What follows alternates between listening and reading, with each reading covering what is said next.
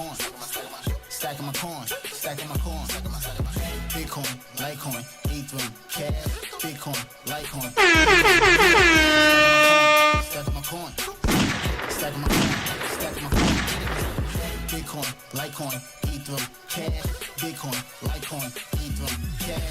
Smoking on that crippy got. Yeah, it's your boy Crypto Blood, and welcome to another Off the Chain episode 52. Lick a shot for my man Trekk on tonight. What's up? We're gonna get started here in a second, ladies and gentlemen. Make sure you hit the like, share, subscribe, all that good stuff. I haven't had Trekk on in a minute. It's mostly been my fault, ladies and gents. I'm gonna be honest with you. I've tried to get him on.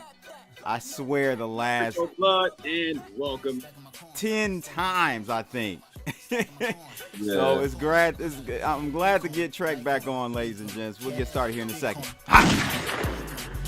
Stacking my coin, stacking my coin, stacking my coin, stacking my coin. Bitcoin. Shout out to Big O out there, one of the YouTube premium members. Thanks for the support, man. Let's go. I told you, make moves, niggas, stack it to It's the slow trickle, and then it's like everybody get I in. don't know about you, me, I'm a prince. The digital circuitry to circulate this currency. Move it with urgency, cause the strangers trying to murder me. Prefer I be in my grave while they out searching. Celebrating with my coins, niggas out here searching. Nah, I'ma wash them with some Tide detergent. You are fucking with the wrong person. For the coins, some people come up with all kind of schemes. Silly niggas for the paper doing anything. Stacking my coin, stacking my coin, stacking my coin, stacking my coin. Bitcoin, Litecoin, Ethereum, cash. Bitcoin, Litecoin, Ethereum, cash. Fuck it. Stacking my coin. Do it live. I'll write it and we'll do it live. Stacking my coin. Okay. Bitcoin, Litecoin. Fucking thing sucks. We'll do it live. Yes, indeed. We are doing it live, ladies and gents. Welcome. Episode 52 off the Chizane. Let's see if I can get this chat up and running. I always have issues, man. I don't know why, but it's working now. Big O in the house. Marcus Miller, or Walter, I should say. He's always dropping that BEOS. Man, he loves that platform. But yeah, I got Trekk on tonight, ladies and gents. Gonna have an excellent conversation. I hope you guys join in. The phone number is in the chat room or in the description of the video, also on Twitter, and you'll see it on the screen once I get to him. But let's give a round of applause to my man Trekk with 2Ks. What's going on, bro? Oh, I got you muted, man. Hold on. Gotta unmute my brother. Can you hear us now? There we go. There we go. All right, What's going on, Trekk? Hola. What's going on, bro? It's been a minute. It's been a hell of a minute, bro. Like, listen, guys, I've tried to get this guy on literally the last 2.5 months. Just me, I have had to reschedule. And then one time we were surely going to get on, had a schedule conflict on his side. So glad to have you on today, bro. What's going on with you lately, man? Bro, I'm out here like everybody else dealing with life, right? And like, so, this year, as we all know, some way or another, like somebody got touched by COVID that you know, or something related to, right?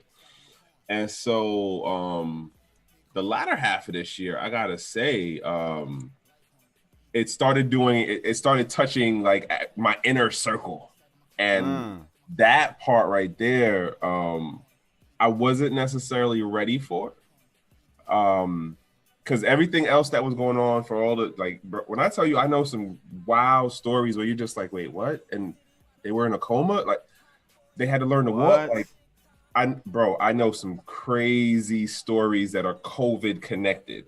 And so, you know, one of the things I had started doing in the beginning of the year, or at least around the COVID period, like March, was doing a thing called check-in. And the vlogs that I do over on the LinkedIn side, they always end with the, hey, check in on your people. So, you know, call somebody, go knock on the door, do a Zoom call, whatever it is. And it wasn't until, let's say, the last 2 months, bro. In the last, 2 months, I've lost 4 people. Wow. Yeah, it's been all interesting situations. Wow. I mean, and I So you're total opposite to my boy Rice Crypto. This guy doesn't know anybody that's had it. They ain't never heard of it in this area. I'm like, dog, you gotta be kidding me. I mean, I believe him. I believe Rice Crypto, but it's just interesting to see. It's not even a matter of like you can't believe him. Like there are some people who your circle hasn't been affected that way. Yeah. Like yeah. my son's grandfather passed on Thanksgiving, bro. Like that one, I was just like, wow, like, all right, this is how this year is gonna end. Got you. Okay. And I'm not trying to make it sound like a woe is me thing, because trust me, like I know other people who like are counting on 2 hands how many people they lost. Yes. So yes. I don't want to make it sound like it's a woe is me thing, but what I would like to push is checking on your people, because even though you see somebody showing some like fancy picture or they always smiling and jokey joke on whatever thing you follow them on wise, aka social media wise, you don't know what their day-to-day is. And might be smiling right now, but come tomorrow, come the end of the day, you know, they're not putting on the game face because other things is going on in their head and in their life. So just checking on your peoples is what I'm saying. Very good point. Very good point. And good message to put out there, because that's how I was feeling when, you know, COVID hit home close to me, you know, and in my family. I did start to check in on people more often, especially like my parents, you know. So it just, you know, COVID in 2020 has just put a lot of things in perspective. I'm sure for you as well. So yeah, that's a good message right there. Shout out to A Peak for checking in this evening. Shout out to him. But so did you ever catch it? Do you think, or? Yo, at this point, bro, like I be feeling like I'm a asymptomatic person, or I'm one of those people who like you got the antibodies and then you lost them, but then if you got exposed again, you had the antibodies again. Like yeah. I sound like I'm making joke, but if you understand what my situation is, you would see why it does that. Like my sister found out she's an asymptomatic carrier, right? Okay. This is one of my younger sisters. And then on the being in the guard side, like we done had how many people in my battalion that's been positive. And then, you know, I was doing a training course and they told us at the end of it that we had a potential that we were exposed, and that, like it was a whole situation that played out. And then because of some of the other work stuff that I do now, like I don't get to just sit in the house like I did before and just like, you know, play it from a distance. Now I got to go out. Now I got to talk with older and younger people. And so, yeah, I'm doing my part to, you know, sanitize stuff and wear the mask and put on gloves when appropriate and wash your hands. And I look at it this way, bro. Whatever it is you believe as far as the cause and how it's really working out, and when we get into the vaccine thing, that's another thing. It's still something out here affecting people's lives. Yeah. I don't care about the number count. It's just a matter of like, yo, it's people that I know and it's people that I don't know.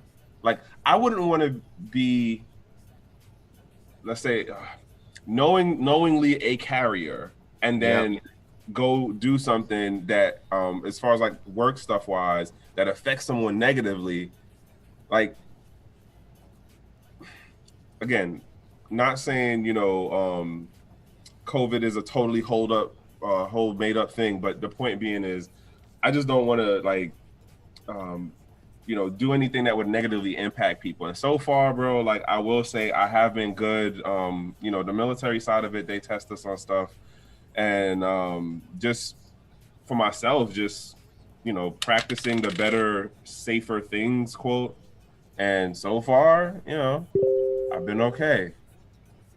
Nice. Shout out to, you know, speaking of people passing or greatly affected by COVID, Wayne County Sheriff here in Metro Detroit area, he just passed away from COVID. He was, I think he was in his 60s. I can't remember, but very well respected person in our community here in Metro Detroit area.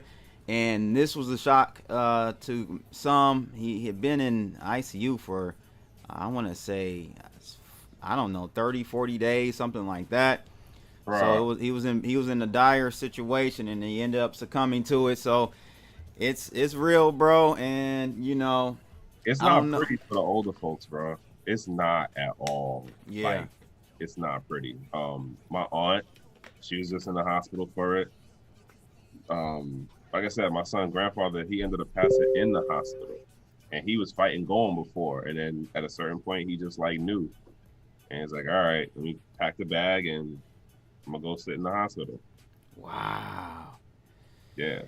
Yeah. So I guess we talking about COVID, bro. Before we get into the crypto stuff, shout out to Jay Martin. Thanks for checking in tonight.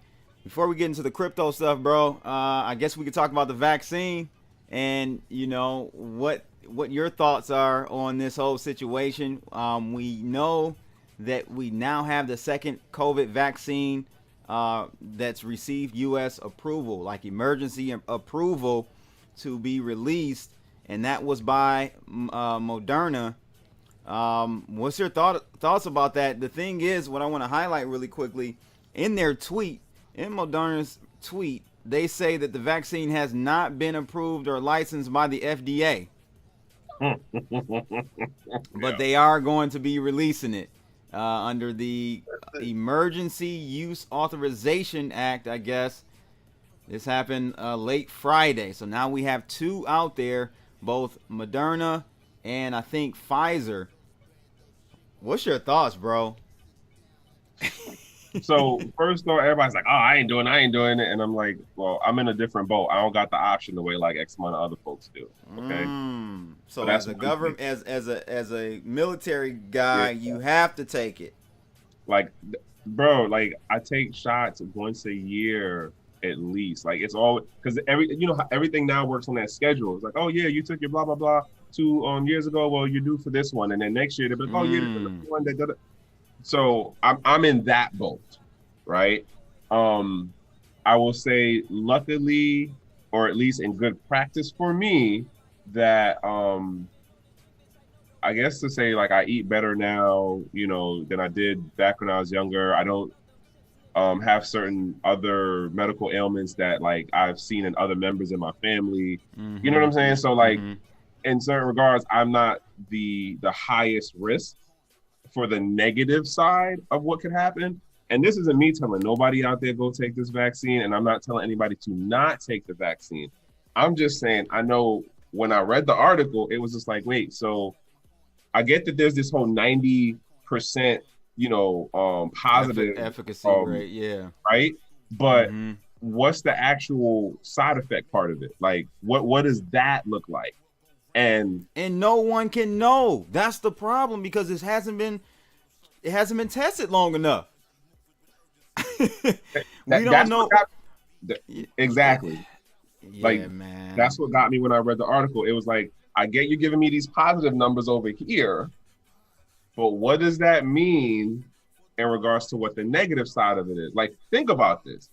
If you got commercials that will tell you you can take this pill and it will give you erectile dysfunction, or you can take this pill and it will have you possibly have hallucination episodes, but yet when it comes to this thing right here called a vaccine for COVID, no one's really putting out like what the negative side of it is. Come on, man.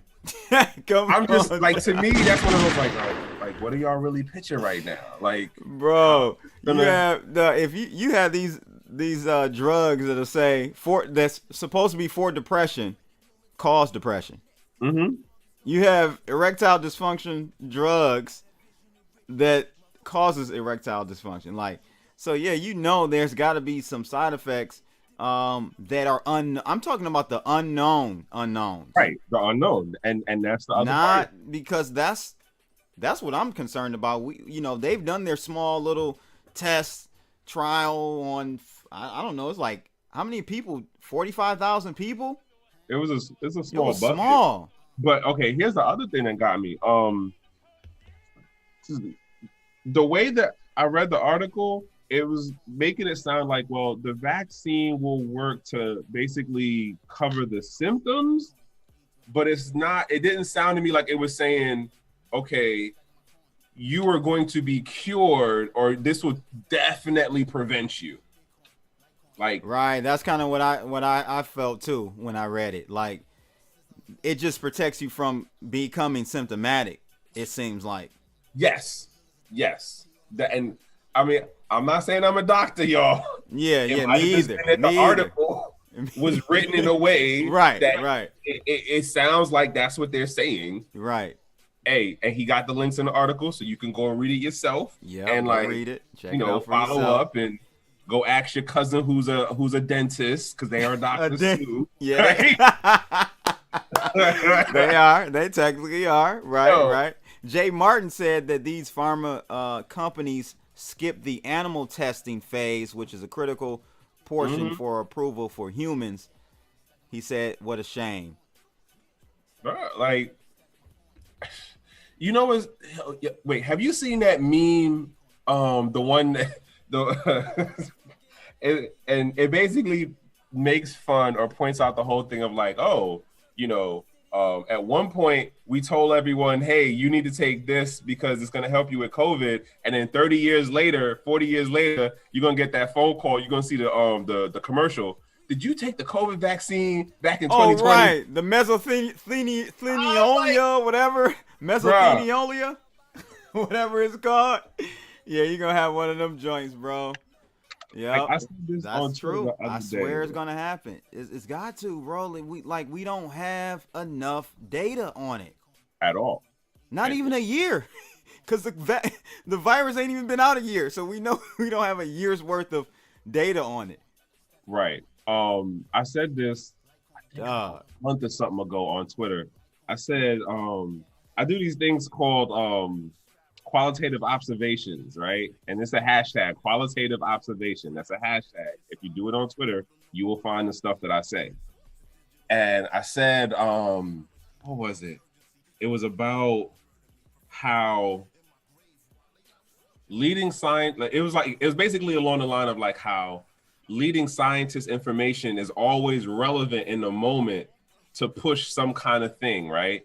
And then I compared it to like how back in the day they would tell people to, you know, go under a desk when there was a nuclear fallout.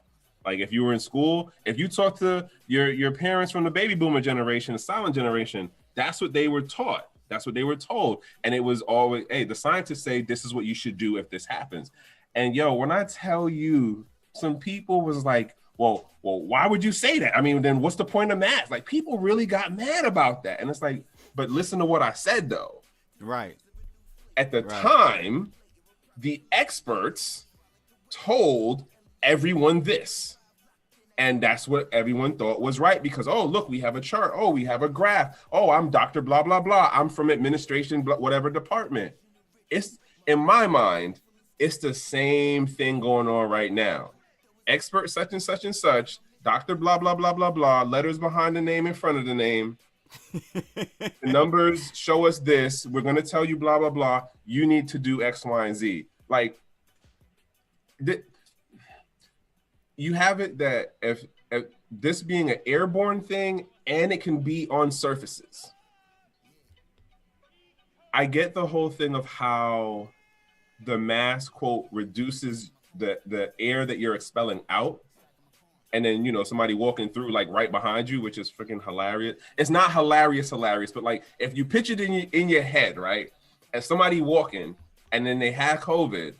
And then if the COVID came out in a pink cloud every time they either like exhaled or coughed, and then somebody who didn't have COVID, when they exhaled or coughed, it came out in like a red.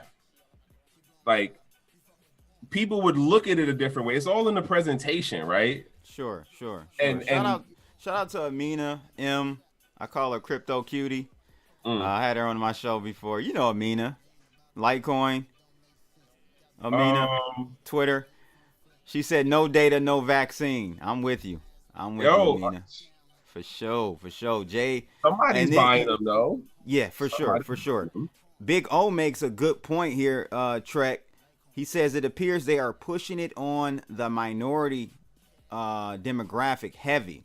What is your thoughts, and have you seen that be the case as well? And we can't forget what Tuskegee Airmen and the Tuskegee experiment was all about. That was only really in history in America. That's been our only memory, bro. Yeah. That's the living memory. All right. In regards to that, how do I say this? Because like somebody's gonna be like, well, he's not a doctor, he can't be. It's a simple point of this, right? If you look at the history, the track record of how government things are pushed out, or things that are supposed to be like beneficial to the larger society, X amount of times there is some questionable manner of how you figure out it can help people, and then there's another questionable manner in how you actually like, well, let's start putting it in the water, well, let's start like, you know, making it mandatory that in order for your kids to go to school, they need to have this list of shots. I'm just saying, like, that's how we work out. That's what, you know, I don't even want to use the word civilized, but that's what more structured societies and governments do. If it's about the greater good, this is gonna sound really bad, but like, what did they say? You got to crack a few eggs to make an omelet. Yeah. The whole thing is you just don't want to be the cracked egg, though. You want to eat the omelet, but you don't want to be the cracked egg that made the omelet. Right. Like, right. It's like that saying, have your cake and eat it too. And arguably, in regards to that scenario of like the black and brown people getting it pushed on them, that is arguably, that's one of those, like, if you do this thing now, the ripple effects generations out. If you tell me that there was no, this is going to help, it's like, well, what are we saying is going to help? Yeah. Like, is it going to help the livelihood of the individual who has the negative side, and then now the people in their family that's connected to them are now going to have their quality of life affected, and then they're going to have something that they grow up with? And like, what was it the other day? There's a dude that I started listening to, Lex, what's his name? Lex Friedman. Lex Friedman. Lex Friedman. The AI guy. I watch his podcast. I found him a couple months ago, bro. Yeah, his guests are I don't know, he's not the best at doing these interviews. He's like monotone. He's like lifeless up there, bro. But and then he be going off on tangents. Yeah, but he has I like a great him, platform, bro. and evidently everyone else does. He's a great guy. He's been on Joe Rogan, so yes. Yeah, I know what you're talking about. The other day he was talking to this guy who does he tests psychedelics. So okay. The mushrooms and a couple other things, and he's connected with Johns Hopkins. And he broke down something because he comes from a a human testing, what is it called? I forgot what the school of thought or that school of training is, but he basically comes from the side of where it's about researching human behavior. Yeah.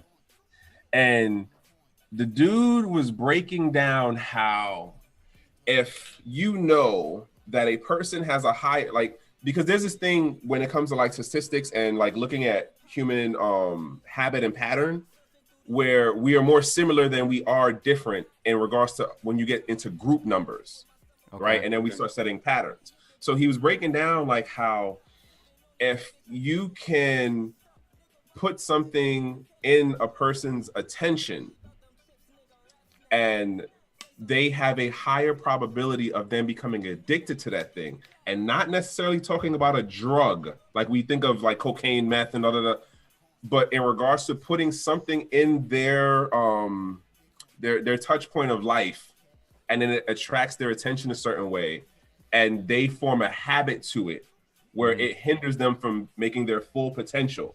Yeah. I'm doing a horrible job at explaining this, but when he broke it down and I was listening to it, I said, wait a minute, that sounds like the Reagan era and the crack and the war on drugs for black people. Bro, I'm gonna send you the name after it, or Yeah, I'll probably I'll find definitely it wanna and put it in check the, that in the out. link. Yeah, But- so you know when I think it was, I don't know who said that first in the chat room, but it brought my attention as far as how they're trying to push it. I don't know if they are, but this individual in the chat room said they're pushing it. Oh, T-Check said they're pushing it on first the poor, minorities, elderly, and elderly homes.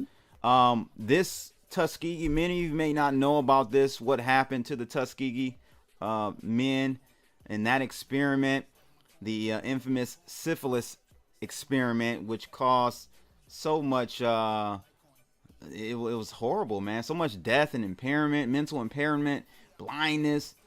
This happened to us. This happened to us, man. And this was one of the only cases where we kind of got it, and you want to call it reparation. Those people did get paid out for that, but are we going through that again, Trekk? Are we going through that again, man? Bruh, like, so funny thing that I realized like years later in understanding the stuff about the Tuskegee Airmen, there was even stuff in the early days of, I'm not saying Planned Parenthood itself, but in the early days of when they were looking at how to deal with like abortion and like child birth rate control and all that stuff, like black and brown people have been catching it for a minute in the States, but the not irony, but the thing to look at, like, this is the stuff that we would argue in America, in the West, as like, well, we need to do certain things to know how it works. But people forget, like, this is some of the stuff that they was doing during the Nazi time period in Germany. Like, Very they true. were doing some really gruesome Someone testing. just mentioned that. Yep, someone just mentioned that in the chat room as well. Said we're looking like Germany. Yep. Next comes. But what happens, because of how we label it, because of how we're framing it, right? It's not a, oh, well, it's not the same thing. Oh, but that was a different time period. Oh, people don't do stuff like that anymore. We do all these like dismissive things to make it seem like, well, you know, I wasn't born then. I don't know anything about that. Or, well, how does that affect me now? Or, and this is one of the things like I feel like I've really been learning this year, bro, when it comes to branding or packaging an idea or concept to people. Like, and when I say people, I mean generally, how do you get the public to either be for or against something? And that's marketing. That's how I see marketing now. And I think I had told you this a while ago, man, but like the book, Crystallizing Public Opinion, like that book really blew my mind this year, because there are so many things that I see now, especially with how social media works, the 24-hour news cycle. Like, look at how we debate, how we argue now about things like vaccines and whether they really work or whether this is about centralized government control. In, you see what I'm saying? Like, we make all these connections now. Even to the point where, what's the guy's name? Matt Taibbi? I'm saying his last name wrong, I know, but if you read Rolling Stones, or if you read the Great Divide, that's his, I'm saying the book title wrong, I think, but he breaks down just like how, you know, we can't argue based on facts nowadays. Like, oh, the sky is blue. Well, no, the sky is not blue because I feel blah, blah, blah, blah, blah. And then you got the people like, well, you're a flat earther. I'm not a flat earther. The truth ministry, right? The think police, all that. Think you know, police, 1984, man. It's here, bro. It's sad. Yo, your boy Hotep posted out earlier. What he said? Hotep is funny as hell, bro. He said, and it had me cracking up when I seen it. Animal Farm had a constitution too. Yeah, I saw that tweet. Yo, if you Yeah. never read the book, it doesn't make sense to you. But if you read the book, you understand why. Like that is a funny, and like really home hitting line right there. Yeah, here it goes. Very true. Looked at how that worked out. Hotep said Animal Farm had a constitution too. Yeah, it's facts, bro.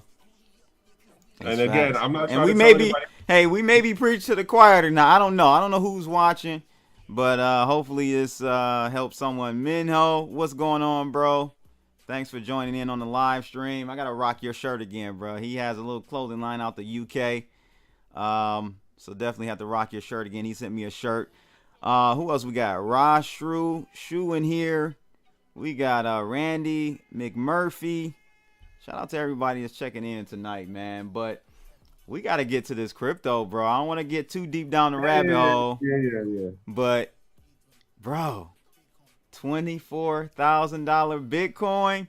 I didn't even know it was at 24. I told you, bro. I'll be doing the price talk. I got a song. I got a song for us that's perfect for this situation right here. Let's play this song real quick. What y'all trying to do? 24 karat magic in the air. Head to toe so clear. Look out. Pop, it's showtime.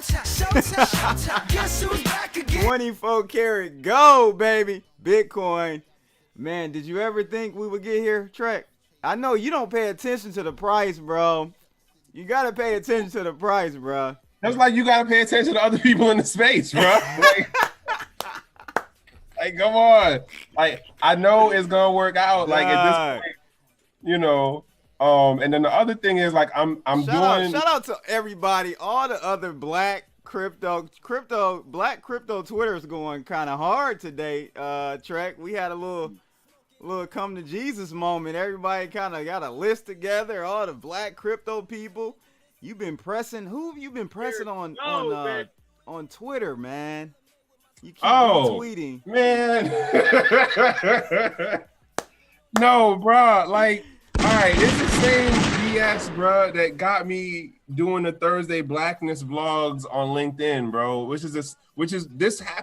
This started from last year when we went through the whole thing of like, oh, hey, we're the the black people at these conferences, at these seminars, at these blah blah blah blah blah. Wasn't I saying this last year?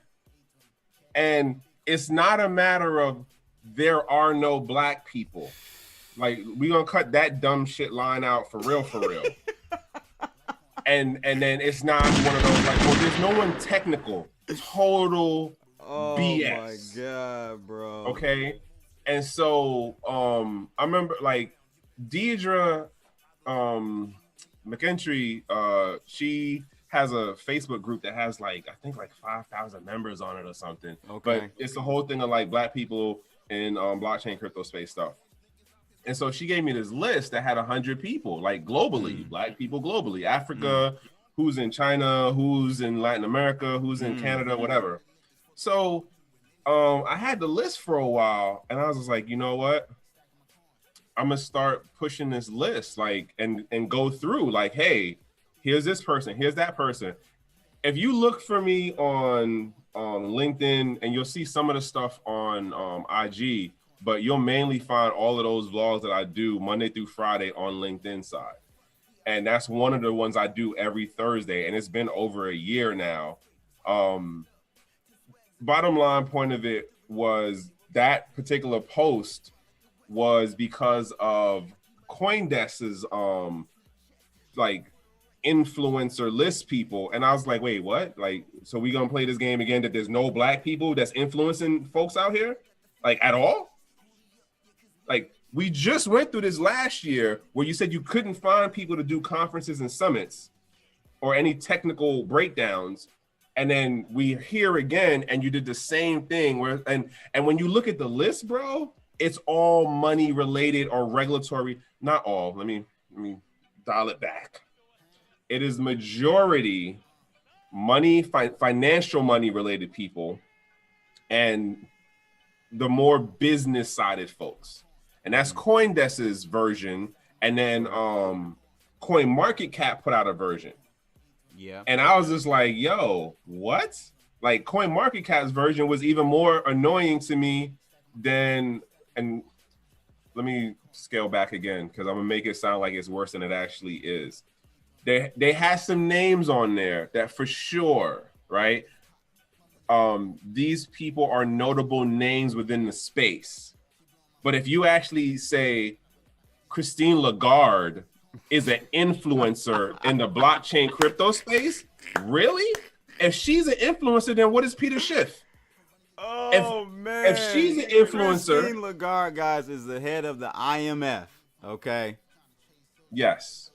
How? Like, if Christine Lagarde, and this is the CoinMarketCap's list, like they had Andreas on there, they had Charlie on there, they had I think Fuzzy Pony was on there. Like, there's some names that I'd be like, all right, that person makes sense to me. But when you tell me the person from PayPal, the CEO who bashed it just a year and change back, makes both lists, bro, get the fuck out. I'm sorry, get out of here. You good. So I'm looking at Fred saying that he said let those bogus lists tell it, nobody but Akon. Was Akon on the list? Akon was on the CoinMarketCap list, and Okay. Tavania Evans of Guapcoin was the one who brought that up. She was like, yo, why are What there about no her? other people? Yeah, Exactly, she's bro. been had. Shout out to Tavania. She's been had her coin out, Bruh. Guap coin. And I don't want to quote crap on Akon, but if you actually read and listen to what is being said for what he is promoting, it is not a. It is a. How I'm gonna say this. Shout out to Reggie Moss. I haven't seen him in a long time. Met him down in North Carolina. Linked up with him back in 2017. He said, "Hodl since 2017, bro. I'm back. That's what's up." Shout out to Crypto Culture, my guy. Look at shop for Crypto Culture. Gave me the super chat. Thanks for the super chat, right bro. there That's my is guy. doing fine. But so what I want to say in regards to the Akon thing, it's not that I'm quote crapping on Akon, but you need to understand that Akon is just the front face of that whole situation. And a lot of people don't get that. Again, it's about the packaging. It's about the way it's being promoted and pushed to people. It's a lot of black talk in it. But when you actually look at who's connected to it, where the money's coming from, and what they're actually talking about building, it's not this is an all black country. This is no, dog. Well, okay, yes, I agree, but we gotta set our expectations here, bro. Right. First of all, we know as black people, we don't know how to circulate that dollar within our community. There is no coalition, no pack where black dollars can come together and do something. That we don't even have that. So that's number one.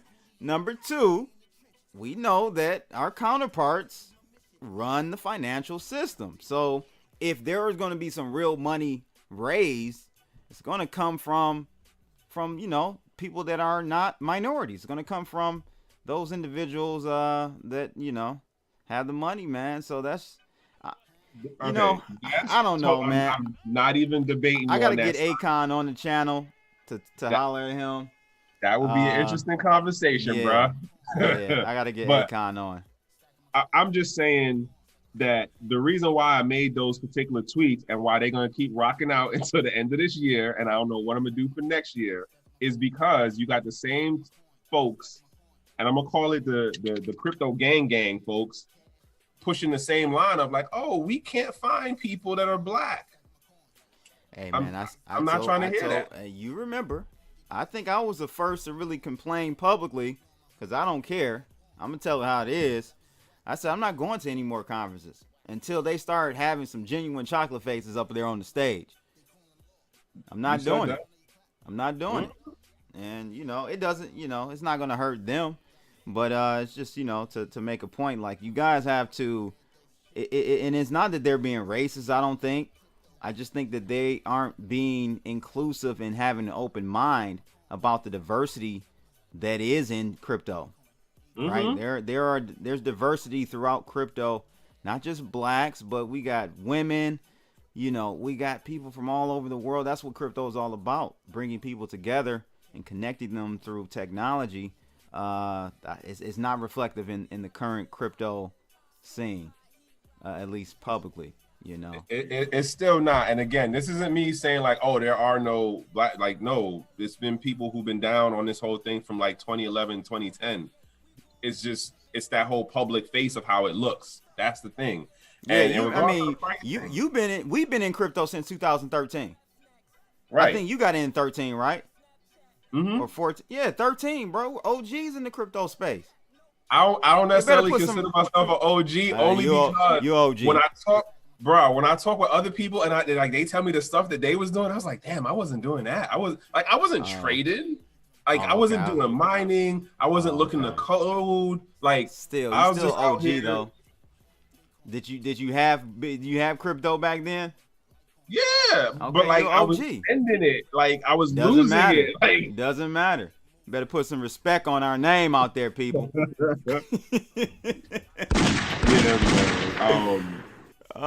man. Man. You know, but as far as this is the tweet. This is the tweet. Before we get into the price, this is the tweet that Trekk with 2Ks has been putting out every single day. Yeah. And he says Pomp needs to get Bitcoin Zay on his podcast so the crypto space gets why CoinDesk influencer list needs to be redone. Yeah. That's what he's been putting out, and I couldn't agree more. Secondly, this is hilarious. I don't know if you saw this tweet. So someone asked Bitcoin Zay earlier today, I think, or yesterday, what's a good list of black crypto? Oh yeah, yeah, I'm on that. I don't know what her name is. Double Up Barbie. The marketing, yeah. Oh, okay.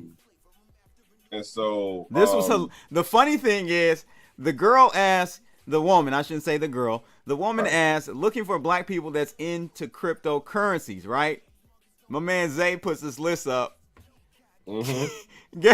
My man Max Kaiser is on the list. Shout out to my man Max Kaiser. That's my guy, man. He's been supportive of black people in crypto for a very long time. Yes. So shout out to Max Kaiser if he's watching that one. I thought that was hilarious. Yo, that list had like I was cracking up when I seen that. I was like, should I text him about this right now? I was like, you know what? I'm not. I'm gonna pass this one on too. And then I added a couple other people on it that you know I thought of, and it was like, all right, you know, again, going to the point of like, yo, it's not just quote a handful of us. No, it's people who come from the technical side of it, like you. It's people who come from the business side of it, like what's his name, Rice, the football dude. Damn, I can't remember his freaking full name. I'm not talking about Rice Crypto. I'm talking about the black football guy. Yeah, I know like, you're talking about. Like, and then you got the people who are into the trading side, who's a hodler. Like, it's folks here. It's just, you know, we don't. The light don't shine the same way, and I would also think to say, like, it's like we got to do a better job at like putting other people on, or the networking part of it. And you know, Samson always says this thing about like what is it? Blockchain won't solve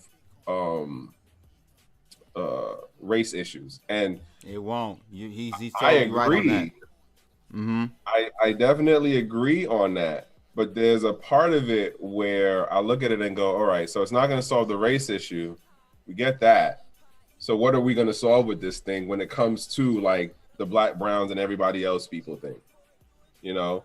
And I think that this is just like one of those little small parts where it's like, hey, like we're here in a first tier country. Let's start like actually showing like, I thought an animal farm in my ass. All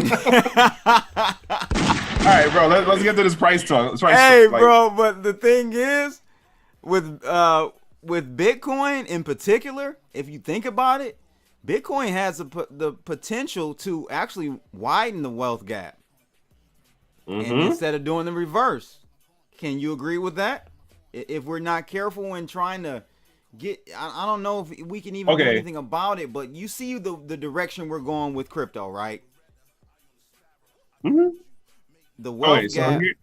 Go ahead. Here's one I'll throw out to you. This is why I have, over the last 2-3 months, been becoming more leery of how the institutional family trust, the private institution side will get into the space. Yes. Because the understanding that they bring with them, right? And I used to debate this point with you in regards to is crypto just an asset? Like, yes, there's a speculation part of it, but in my mind, this might just be a phase that it's going through. Granted, it's more than a 10-year phase, but it's a phase nonetheless in the bigger picture, right? And then the other part being,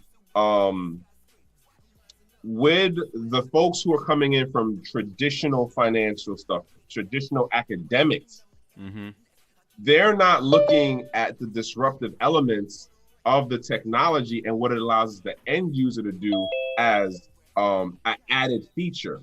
To them, it's like, it doesn't work the way that the securities work, and it's supposed to do blah, blah, blah. It doesn't work the way that, and so what I don't like about this new argument, and it's not new as like they just came up with it yesterday, but the thing of, well, we need the financial sector to get in, we need the family trust, and we need the government to do blah, blah, blah, is that they're going to look to move the understanding back into their ball court. Like, they're not going to look to go with the original like cypherpunk mentality about this thing.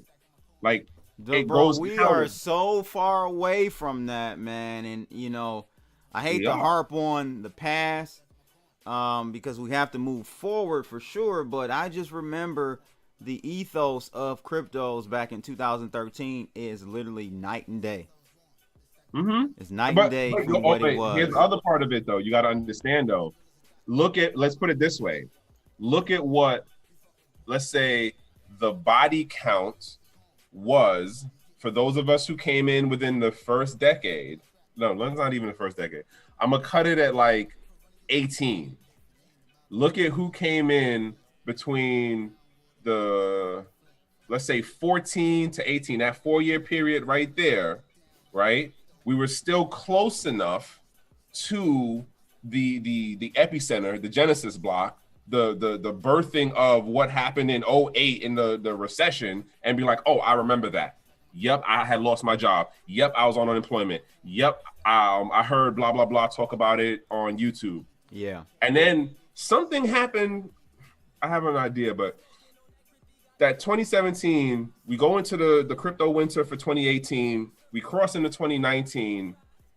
And now in the background, there's a lot of movement happening at the institutional level, right? You have the public down talking, but in the background, Jamie Dimon, JP Morgan, they're doing their thing. Michael Slayer from MicroStrategy, he's doing his thing for going into 2020, right? And all of a sudden now, the argument of it being an asset is more prevalent because people with money, right, are viewing it. Yeah, right. And it's just like, but that's not what this whole like. When was the last time you heard somebody really talk about the white paper, bro, and the whole thing of the P2P aspect? Because when when you hear the conversations now about the institutional stuff moving in, no one's talking about the white paper. No. Them days are done, bro, and they're never to come back, to be quite honest with you. Let's get this caller in, and I see 10 Pound. He's setting up for something crazy here. But let's get the caller in first. Yeah, I can only imagine. Oh, bro. Man, this is crazy. Caller, go ahead and unmute yourself. There we go. Who's calling in tonight? Off the Chain episode 52. Hey, what's going on? Crypto Blood, Trekk. I see y'all out here, man. My name is Carlos. I hit you up a while ago about that Dudex, man, on WhatsApp or whatever. I don't know, just jog your memory there. But anyway, Okay. First time calling in on the show, first time catching you alive and all of that stuff right there, man. But, I'm deep off up in the crypto. And the reason why I decided to call in is because of what Trekk was talking about, a lot of people not knowing about people in the crypto space. Well, with me personally, man, I found that there's with black people, at least, there's a pause with, investing in something that they don't know about. And what I feel like I can help with is helping them get over that hump. I got a 10-year teaching background, so I understand different types of learners that there are out there. So, it prompted me to go ahead and develop a YouTube channel myself. It's called Crypto King. But anyhow, I was like, you know what? This brother is right. You know what I'm saying? The more of us it is that is educating us in this crypto space, then the better off we have. And then by just being in the beginning, even though Bitcoin is at 23,000, 24,000 or whatever, it's still at the beginning.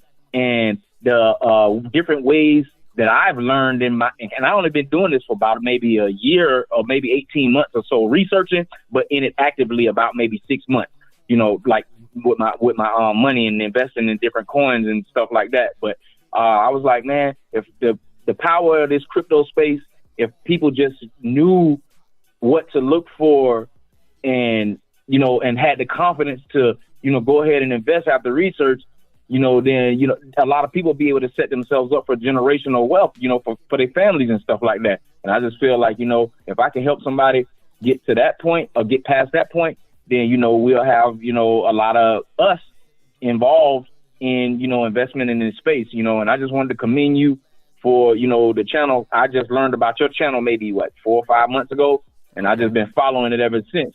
And I was like, man, you know what? We need more of these brothers out here doing exactly what this brother doing in Detroit, passing out this free game to people, and all they got to do is tune in, and you not even really, because you're doing a lot of the research for them. Yeah, yeah. So yeah, what do you think? I don't know where you're from, but what do you think? What are you seeing and assessing on the ground as far as when you drop game in people's ears about crypto and Bitcoin? What's their what's the feedback from that?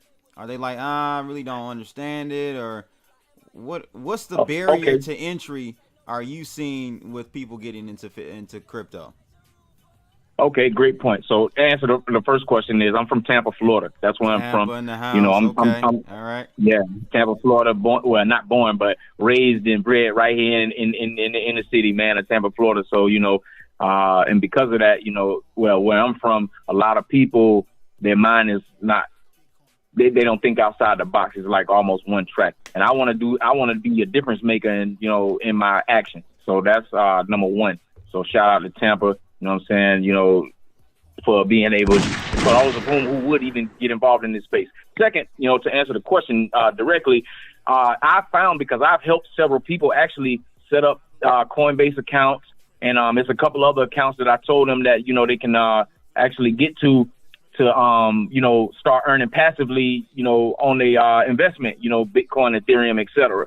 So, in explaining this, crazy story. One particular one friend of mine from Philadelphia, she was always chasing me down. Carlos, tell me about the crypto, whatever. So I decided to help her one day, and it got to the point to where it made me very, very frustrated and angry because she wasn't listening, or I guess wanted me to do it for her. You understand what I'm saying? So I got frustrated, so I hung the phone up. And and it made me prompt. I said, you know what? I need to make an ebook, man. You know what I'm saying? On the step-by-step guide on how to help.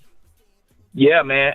It made me think, how could I help a person without getting angry and getting them through all of the steps that it takes to get set up in crypto and start investing in crypto. And that's what I found is the most challenging thing for people, because once they start looking at, I got to do this ID, I got to get this two-factor authentication, I got to do this for this exchange. Oh man, I thought you just told me it was Coinbase. What you telling me about a cracking tool? You telling me about this? Man, come on, man, this is too much information. What it is up front is too. That's the problem, man. I don't know, especially in the inner city, not just black people, but just people who are less technical. Right. The barrier to entry is going to be and continue to be an issue. And I think by the time that barrier to entry comes down, it'll be too late. as far as the move in the Bitcoin price, it may be at 500, 600,000 by then. And we're right back where we were, where the wealth gap has just increased yet even more. Man, I thank you for calling in. Well, my goal with the channel is my channel is to help people get past that barrier and jump in. Because really, in my mind, all you got to do is just get in and learn as you go. So the part is getting in. You know what I'm saying? And if I can help people get in and explain stuff as I go, helping them get in, then I think that'll be the best way to tackle this particular problem. You know what I'm saying? So Crypto King, and that's what I'm gonna be doing on my channel, helping people get started. Appreciate the call in. Did you get that Dudex account set up? Yeah, I got it set up. You know what I'm saying? I'm gonna go with your recommendation of what to put into the account. I got half of that. You know what I'm saying? But when I get to the full amount, then I'll be ready to go with the automatic algorithm, because I like what you got going on. That's what made me tune in to your channel. You know what I'm saying? Because that's how I learned about going short and long on your channel. Great, man. I appreciate Carlos from Tampa checking in with us tonight. Much love to you, bro. Be safe. I would appreciate it, man. Yeah, bro. Thanks for calling in. Oh, dude, put your tell him put his channel in the comments. Yeah, Carlos, put your channel in the chat room. We'll check it out for sure. What do you have to say about that? What are your thoughts on what Carlos was saying, man? Bro, like I said this a while ago, the mental barrier in the Black community is one of the hardest things. The mental barrier in general of people and technology and change, especially when something becomes a part of like living memory, tradition, and habit. It is a real big uphill battle. And like, I'm at the point now, and we talked about this a while ago, bro, like where you just don't bother going out of your way to, evangelize Bitcoin or crypto or whatever. It's just like, hey, if you want to know, I got answers. Just when you actually ready to do something, then say something to me. I just realized, for me, Trekk, I just realized that it starts before crypto. Like, a person has to understand money or what money isn't. They got to go through that like third eye opening event before we can even talk about Bitcoin. From and I see my man in Wire Spark said in Houston, he's in Houston. He said a lot of entrepreneurs are buying Bitcoin, but for the pump and dump scheme of it. Mm-hmm. It's to get rich quick. And, that's how we, as Blacks, we tend to like to see those get rich quick schemes, unfortunately, instead of the long haul, right? I say this to people now. Like, I'm not telling you Bitcoin is going to be here 15 or 30 years from now. Mm-hmm. What I am telling you is the medium of money is being upgraded. And it doesn't matter how old or young you are, it's happening right now. And the quicker you can understand that and somehow get involved, like this is something that I picked up from Pomp and Max Kaiser, right? In that you don't have to directly get into like a Bitcoin or a Ripple Army. Y'all gonna love me right now, but the Ripple or the the XRP.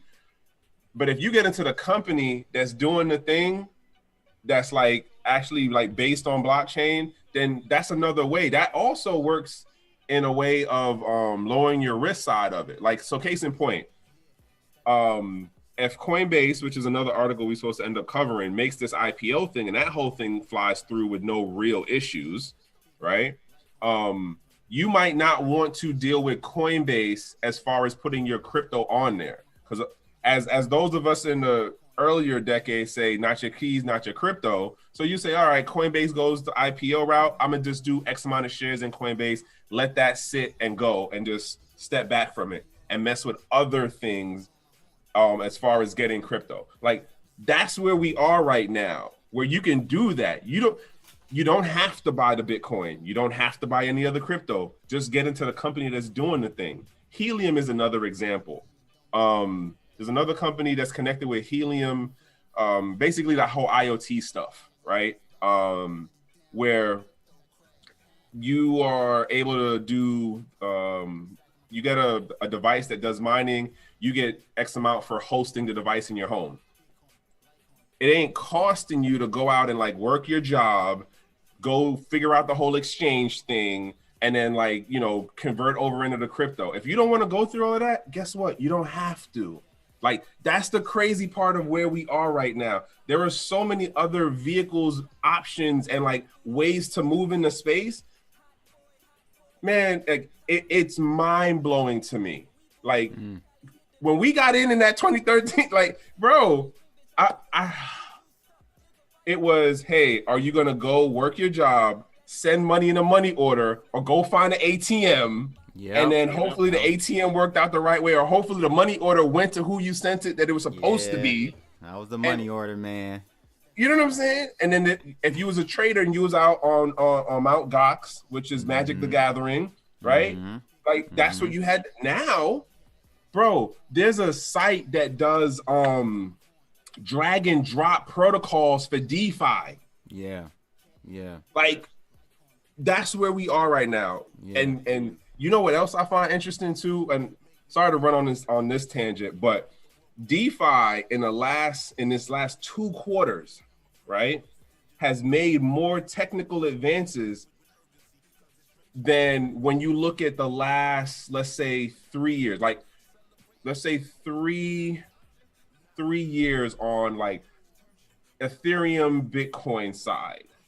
Ethereum protocol, Bitcoin protocol. In that, if you notice how the classics move, they move real slow for changing protocols or upgrading protocols, soft forks.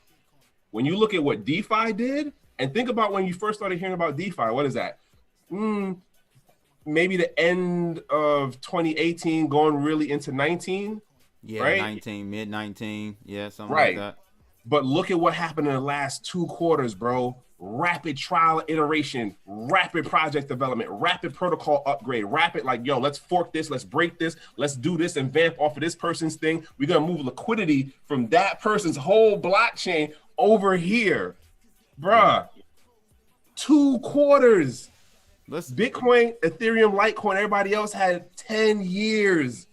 Like, I'm excited as hell. Now, granted, I don't do the DeFi thing, but I'm excited as hell to see. And I would also say this is going to play into Bitcoin in general for this next decade coming up. Like, it's going to be a lot of rapid fire trial and error iteration, and it's going to be the traditional financial folks trying to do their thing.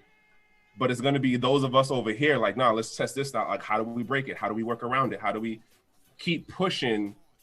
I see it as a cat and mouse thing. Let's give my man 10 pound in here. All right, I know I know 10 pound got some thoughts on this one. Yeah. So by the way, I want to put people on to what Crush just said about the whole drag and drop protocol, which is really nice. It's Furu Combo, FURUCOMBO. Yeah, it's legit.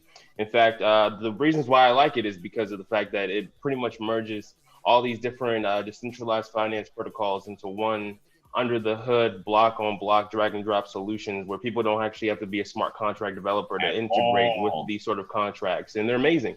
In fact, you could borrow about $100 million in a flash loan and then make a swap and then pay that flash loan right back and take profit. You could take a flash loan out and then decollateralize somebody's loan that is essentially like, illiquid and is behind on its payment, and then take profit. You could pretty much like make mad money just using that site. But the gas fees right now are insane. Hold on. We got to caveat this, bro. Because like, we're not telling you to go out and do this. We're saying that there are these things that are available out there. And understand, I'm going to tell for the folks who are thinking about this, like, oh, well, this is interesting. Let me go jump on. They do not move as fast as someone who actually knows how to do the coding that can directly talk to a smart contract. The way that particular site is set up, it doesn't move as fast. John Hill says drop the link, 10 pounds. So drop the link for default in the chat room when you get a chance. Okay, I'll do it later. Anyway, I know you can't drop the knowledge and then like not give the people the key to get in the door. Nah, because John Default, I know how he acts, man. I know how he act, bro. He be roasting me low key. That's the reason why. John Default, call in, bro. Redeem yourself, man. Don't let Lenny Kravitz over here clown on you like that, bro. Go ahead, play that, bro. Play that guitar, bro. What you got for us tonight, man? Nah, I heard bro, you. I'm not trying to play my instrument. I was just killing time while waiting. But hear me out. Man, hear me out. What I wanted to talk, bro. Yeah, I'm gonna sing a song about blockchain for y'all real quick. No, but hear me out. Hear me out, bro. I was talking last night with one of my homegirls, and she was, pretty much like picking my brain for a minute about how I felt about what I was reading on my smartphone about the FinCEN and FATFA, FATA, the FATF, Financial Regulatory Authority, is trying to do on cryptocurrency hardware wallets. We knew about this though, bro. I think Trekk was on with me when we covered this initially. It was very low key initially. Now this is going to be a major, I think, it's going to hamper a lot of adoption. I don't know. What do you think, man? I think it's going to want people to not explore the ecosystem and just do the whole pump and dump bullshit where they don't have to care about holding their own keys, because really the institutional players don't want them to hold their own keys. In fact, I'm under the conviction that these institutional players are trying to merge their traditional assets into the ecosystem and hold the keys all for themselves. On some real shit. Like, bro, they're trying to play blockchain god, the big players over at Wall Street, because they're going to be opening up their own index next year, apparently. Like Q2 is when they're going to have a Wall Street cryptocurrency index trading system. So they want to hold the keys for themselves. They want to make sure that nobody could just pretty much move their keys around from a ledger without knowing exactly who that ledger belongs to. FATFA right now is secret. And this was at least when I started reporting on it, guys, about I would say 9 months ago. FATFA, that new law or whatever, they're going behind secretly, meeting with these various hardware wallet, software wallet makers, and saying, hey, you got to comply. You got to, if we ever need to have XYZ's IP address, you got to give it to us without them even knowing. And that's the part that gets it. Like, why?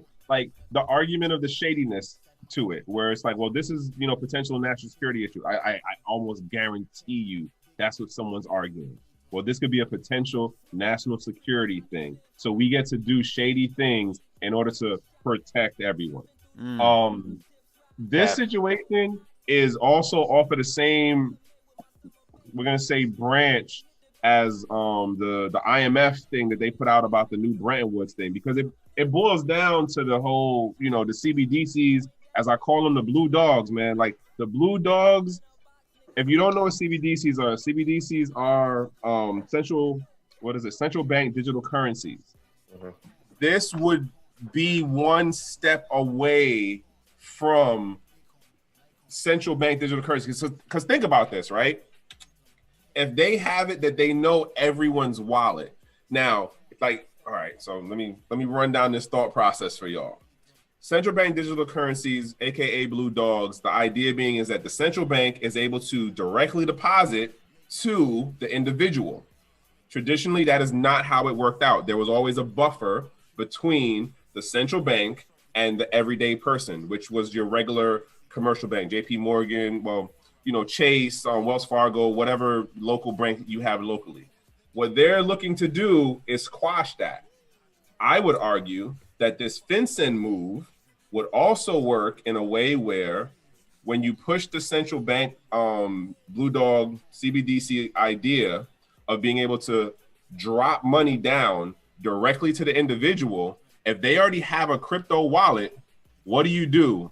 Just send one big ass spreadsheet and being like, okay, here you go, central bank or treasury, push out what you need to, as opposed to them having to deal with setting up their own whole system and infrastructure on the back end. You already had the small private companies, the Binance, the Kraken, the Edge wallet, the Coinbase. They already made all of the wallets for you. So what do? You regulatorily rope them back into the fold and be like, all right, just give us the addresses and the names, the real world names of who they connect to, and then you just push it up the ladder. Yeah. Like, that's my thought process.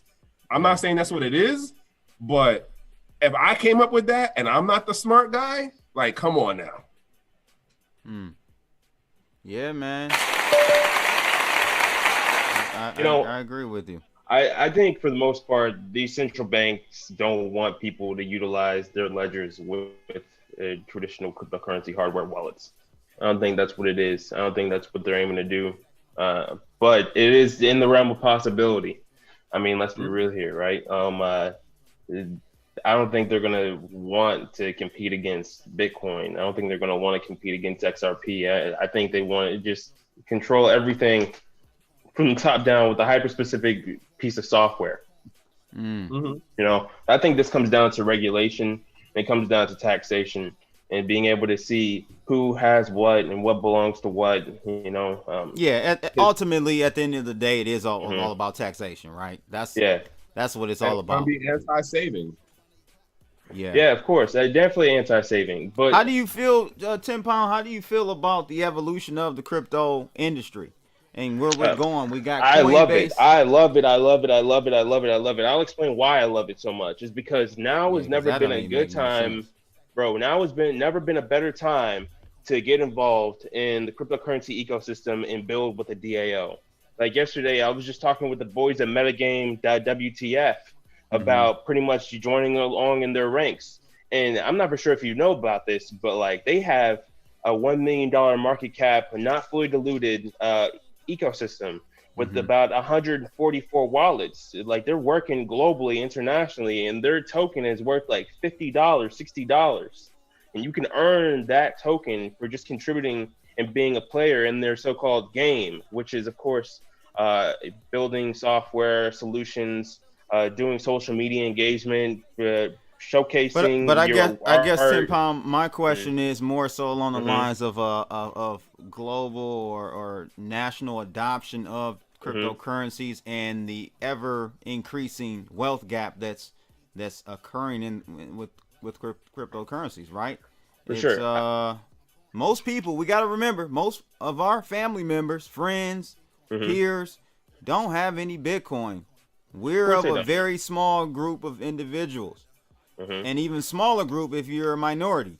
So for sure, I completely agree. How do you feel about that as far as the wealth gap increasing? The wealth gap, I think that's a means to an end at the end of the day, because ultimately the people at the top are going to always have the first jump. In fact, the people at the top control the plutocracy and the plutonomy. So, like, of course, they're going to pretty much say what goes and who has what, and pretty much play people like pawns. Like, that's just, it's never going to end. The only way it's going to end is if, like, those people literally usurp their own power, which, of course, that's autism. They're not going to do that. So, ultimately, I believe that people just need to learn about these technologies and leverage it and earn it, not go out there and buy it and gamble for it. They need to actually earn it and learn about the encryption keys. They need to learn about these different name services. They need to learn about what NFTs are. They need to learn how to leverage the network to create wealth. 10 Pound, you're a coder. That's not everybody. Come on now. You know Pookie ain't gonna learn nothing about no name servers. Bro, it's like they use it already without even knowing what it is. Like, why the fuck not? because at the end of the day, it's not everybody's thing. Like, it's not. Like, example on even with like the smart contracts, right? You got the people who know how to actually interact directly with the smart contract, and then you got the X amount of users who will use some interface like the Fluoro combo in order to do it, right? And why? Because some people are going to go for the shorter route, and then other people are going to go and spend the time in to learn the code and then figure out how to do it directly. But what happens? Technology advances, and everything is based on a convenience priority level. So convenience of, oh, you don't like, example being, right? What's the name of this joint right now? Bubble. I can't remember the name for the young lady who is promoting, well, she's not promoting them per se, but the whole thing about building an app without coding or whatever. Yeah, she was on TED Talk. I know what you're talking about. Right, you know who I'm talking about. I forget her name right now, but the point being is, if the technology is developing and evolving to where you are able to not have to know X amount of the technical things in order to still benefit from the feature of it, why then do we still get hooked on the whole like, oh, well, you have to learn blah, blah, blah. Like, if I don't give two craps about NFTs or like art stuff, why do I need to learn about the art side of the crypto space? Because it matters. It just does. Like, whether or not you agree with me, it matters because humans are inherently artistic and expressive. Like, people like love their culture, and they'll do anything to protect their culture. In fact, this is proven in psychology. It just matters. It really does, wholeheartedly. No, that's not a good. Okay. I don't know if that's a good strong argument there. But it is though. But it is though. People will die for their hood, man. Come on. No. That's very different than saying different artistic. Yeah, that's different. That's a whole different thing. That's different. Tribalism is very different than right. But it's still a part of culture. But it's still a part of the culture, regardless. Whether or not you guys want to acknowledge it, it just is. Like the art that comes from the streets. All right, how about this? It relates to the experience of the streets. So let me step back from the streets for a minute and say that cultural let me lick a shot for the streets. Let me lick a shot for the streets. The cultural expression, yes, I agree about cultural expression. I agree about having the ability or the skill to be able to visually or artistically express a concept, idea, or emotion. But to say that everyone needs to do it, and I'm crossing it over into this crypto thing, it took me a real long ass time to figure out, like, yo, you know what? Everybody don't need to know all of the different shits in this thing. Like, they don't. It's just like what I'm going through now and understanding and working out my whole branding thing. Like, I'm working on a book, by the way. I got to tell you about that one later on, Blood. Hey, man. But the idea of, like, there's these 8 steps, and, you know, you get told, like, here's your checklist. You have to know this. You have to know that. You have to know all 8 of these things. But if you only care, or better yet, if only one thing is relevant to your situation and where you are, then who the hell am I to tell you you got to know all 8 things? Well, it just matters if you want to be a sovereign person and you want to generate passive income and you want to know and you want to be a part of the bleeding edge. Bro. But okay, that's cool. I'm not saying everybody's situation is going to be that way or be this way when it comes down to them wanting to leverage your data. But hear me out, Trekk. Okay, at the end of the day, right?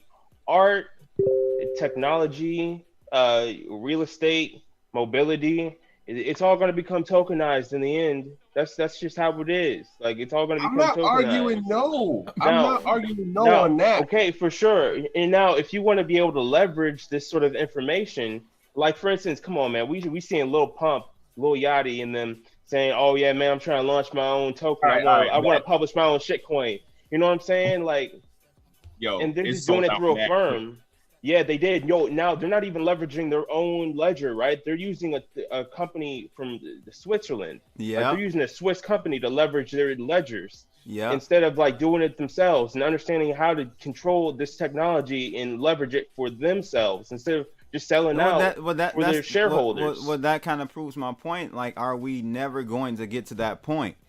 Are we going to kind of skip over? But that's going to be. Is it going to be a minority? Is it going to be a minority of the people that fully leverages that technology stack the proper way? Is what I'm saying. It is going to be a minority, and those are going to be the people that are going to have the most, I'd say, command in the space. Those are going to be the people that have the most knowledge and can actually like pull off, let's say, for instance, a rug pull if they want to. They can literally create success stories overnight if they want to, because at the end of the day, when Bitcoin's at like $500,000 and the US dollar is being pushed aside away from being the world reserve currency, and people are using distributed ledgers like this, like, you know, people's lives are going to be changed.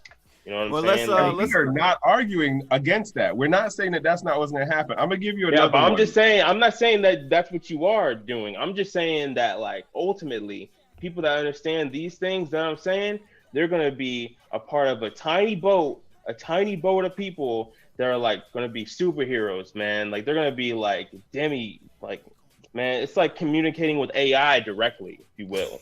Like, having that power to be Let's get this caller in. We got to get this caller in. I suspect I know who this caller is. Let's see who it is, though. Go ahead, caller on the line. Who's calling in tonight? Man, you know who it is. D-Fart in the building. I heard my name. I don't know why, but I mean, it's interesting conversation we're talking about, but we got a versus. Ladies and gentlemen, we got a versus tonight. Default versus 10 Pound. Oh my goodness, blow for blow. This guy over here, like, let's get ready to rumble. What's the issue? There is no issue. I don't know what you got to tell me. I don't know what y'all be doing in the chat room. No, dude. I think I'm pretty in the chat room in a minute. I've been working. Okay. So what's going on with you, working. Default? You were horribly wrong with that call, brother. Ooh. I'm glad I was too. Mm-hmm. I'm glad I was, because I mean, you know, I'm holding, so that it works. It's a win-win. But I mean, right now I'm working. I'm coming on my own platform. So that's going to be probably dropping. It's not the end of it, like, well, beginning of the year. And it's going to, a lot of the issues I was talking about, I'm trying to attack those type of issues. I told you before, people will learn something if there's an incentive to learn it. So if people can make money off of something, they're going to learn it. All the speculation about, they don't want to learn it, or they just don't understand. They'll learn it if there's money involved. And well, so wait. all you have to do. But I throw in on this one on the end of the idea that money always works as an incentive does not hold in every case. And that's the part that gets me about how I've seen the space evolve. For when you look at business revenue models or growth hack models that companies in the space use, it's always on the like, all right, well, if we do blah, blah, blah to give them X amount, let's just dangle some Satoshis, let's dangle some free tokens or coins. And then how am I saying this? As a growth hack, it works. But when you look at long-term, let's say, establishment of a company, and from a business standpoint, it doesn't work for longevity. It works for short, and intermittent growth, as far as like saying you have X amount of users or something, or if you're trying to just collect data. Case in point, what Coinbase is doing with Meg Thee Stallion right now, and that whole thing of how they collecting. Hold on. What? But you get. I didn't hear about this one. Places. You go I'm sorry. Meg Thee Stallion. They basically, I guess they partnered with her. She was basically giving away Bitcoin, like they're giving away Bitcoin. Yeah, well, they're giving away, like, and they're basically using her at the front. That was like on Twitter and stuff like that. It was trending yesterday. I didn't even know about that. I am not amused. Yeah, but I'm not. But it's not for us though. 10 Pound, you know that it's for the sheeple. For sure. And they're getting ready to go public. Mm-hmm. And so when you go in public, you got to get the sheeple on board. They can't go public and just have us buying on Coinbase. They got to get a broader audience. No, this is Cash App. This is Cash App. Okay. I thought you guys said Coinbase. My bad, not Coinbase. Okay. But Cash App. the point is when I'm talking about the monetary, like if there's a incentive for making money, I'm talking about the masses. I'm not talking about in a business aspect. If you're talking about business, about creating a business, a digital business. If you're trying to get people to get in that realm, like you're trying to get black people in that realm, that's going to take skill. That's going to take an interest. Not everybody's going to be. That's just life. Not everybody's interested in that.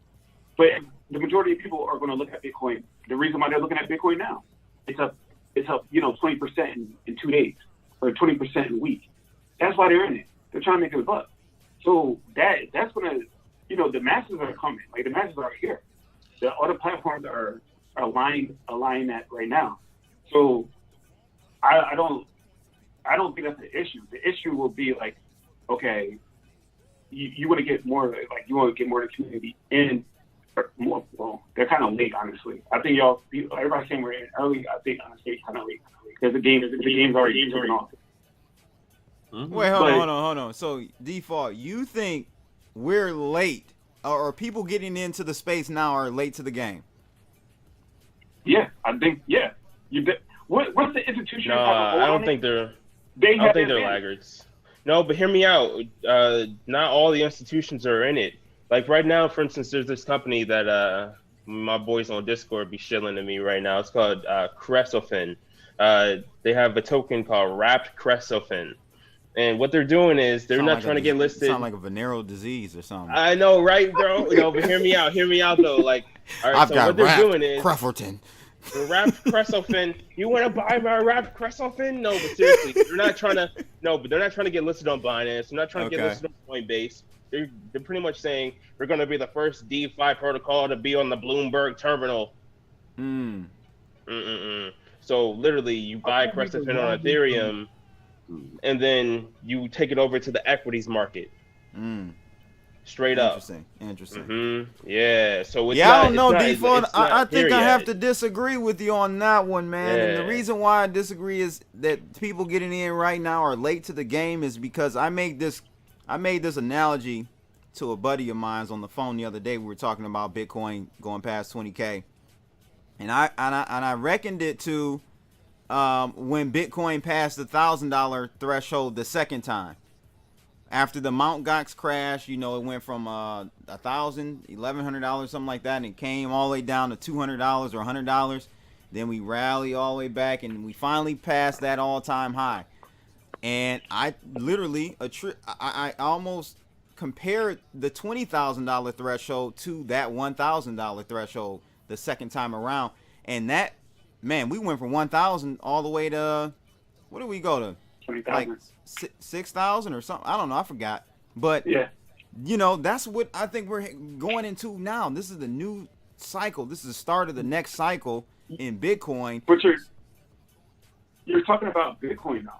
And that's what I mean. Like, those legacy coins, Ethereum, maybe not Ethereum yet, but who has $20,000 to put in Bitcoin? The average day person.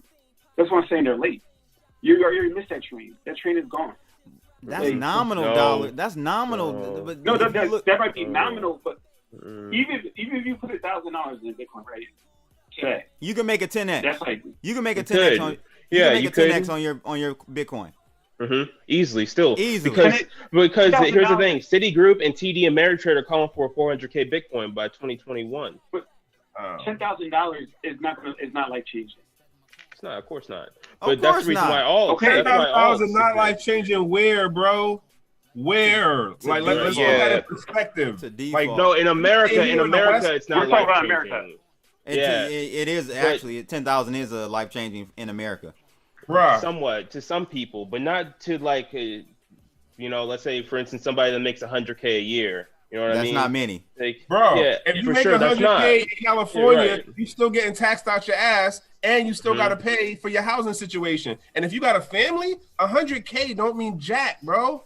You got people working out in Silicon Valley who live out their car and live out storage spaces.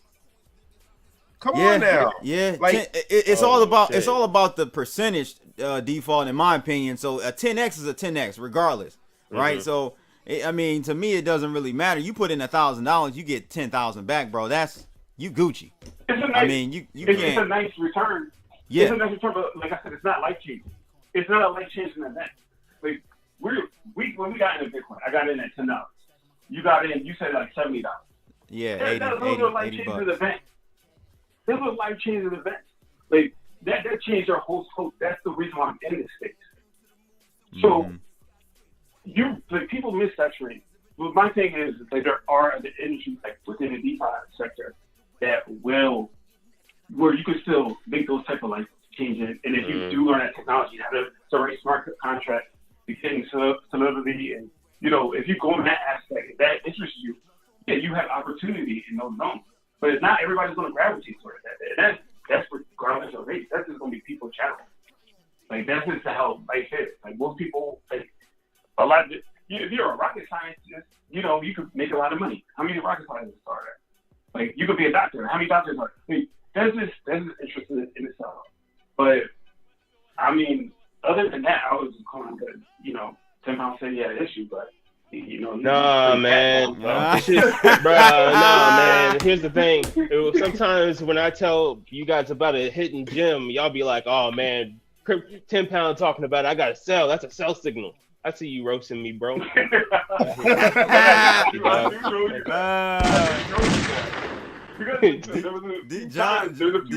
definitely has said that. I've seen that one. Yeah, bro. I'll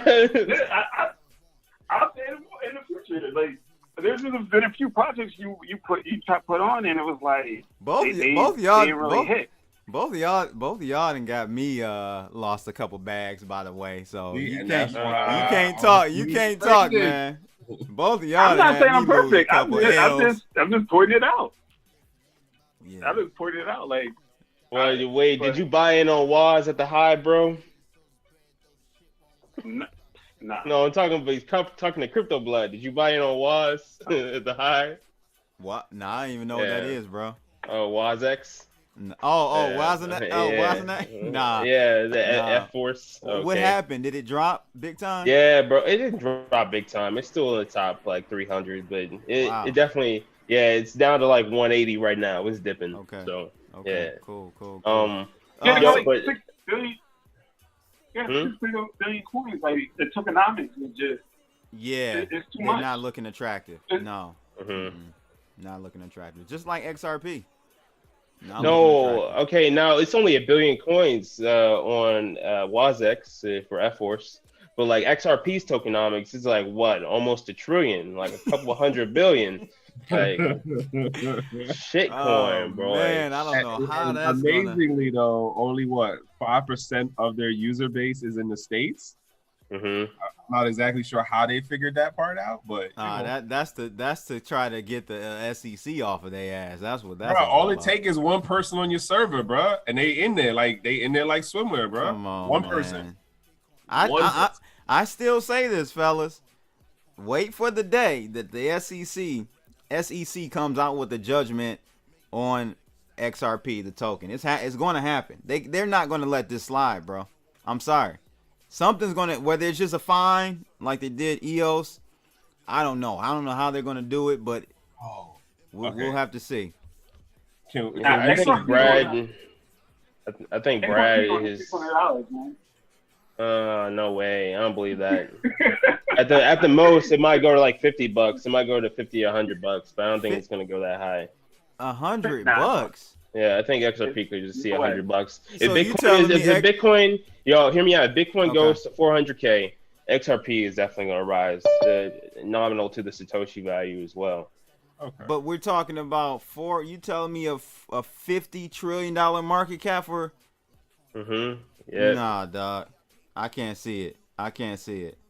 But Default, we gotta let you go. I got another caller coming in, bro. I appreciate the call. Good talking with you, bro. Wait, why can't you see it though, Crypto Blood? Like, is it?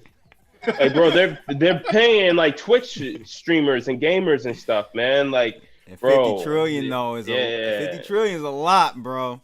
That not saying that that market cap isn't going to be dollar for dollar, but still, I can't see them putting 50 trillion on the scoreboard. We'll see. Let's get this other caller though in really quickly. Let's see here. Yo, I want to touch on because this part right here is a good segue to that article about dude from Silk Road. Yeah, we'll talk about the guy from Silk Road next. Caller on the line. Thanks for joining. Who's calling in? The guy from Silk Road is Ross Ulbricht, and we need to discuss Ross Ulbricht. What's going on, Rice?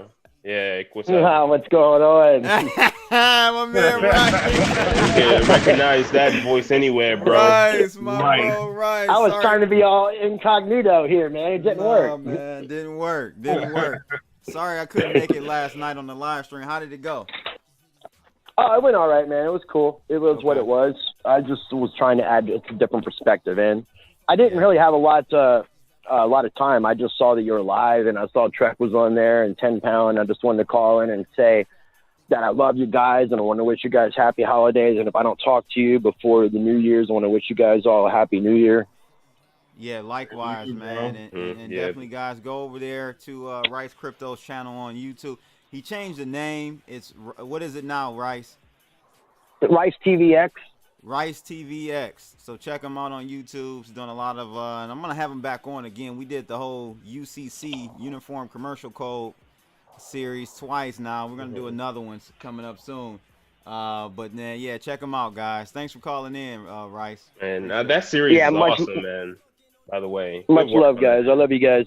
Yeah, you too. All right, bro. I gotta hit you up this week, man. I'll be listening. I'm out doing Christmas shopping now. I just finished up with an interview with Brock Pierce with the Blockchain Center. I did a live interview from 5 to 6. Nice. Or you're in Miami right now? No. I'm at home. I use the technology called the internet.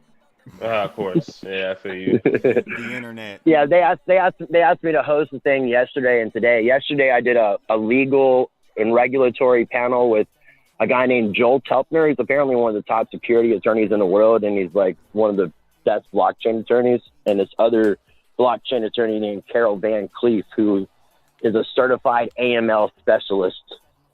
So what were they saying? Like, it was a pretty interesting conversation. I mean, it was an hour long, talking about a lot of regulatory stuff, getting their perspective from, attorney perspective, and then talking about what was going on in regards to the recent announcements with the Trump administration and the Treasury with the unhosted wallets. They're using that term unhosted. They should just say what it is, which is non-custodial.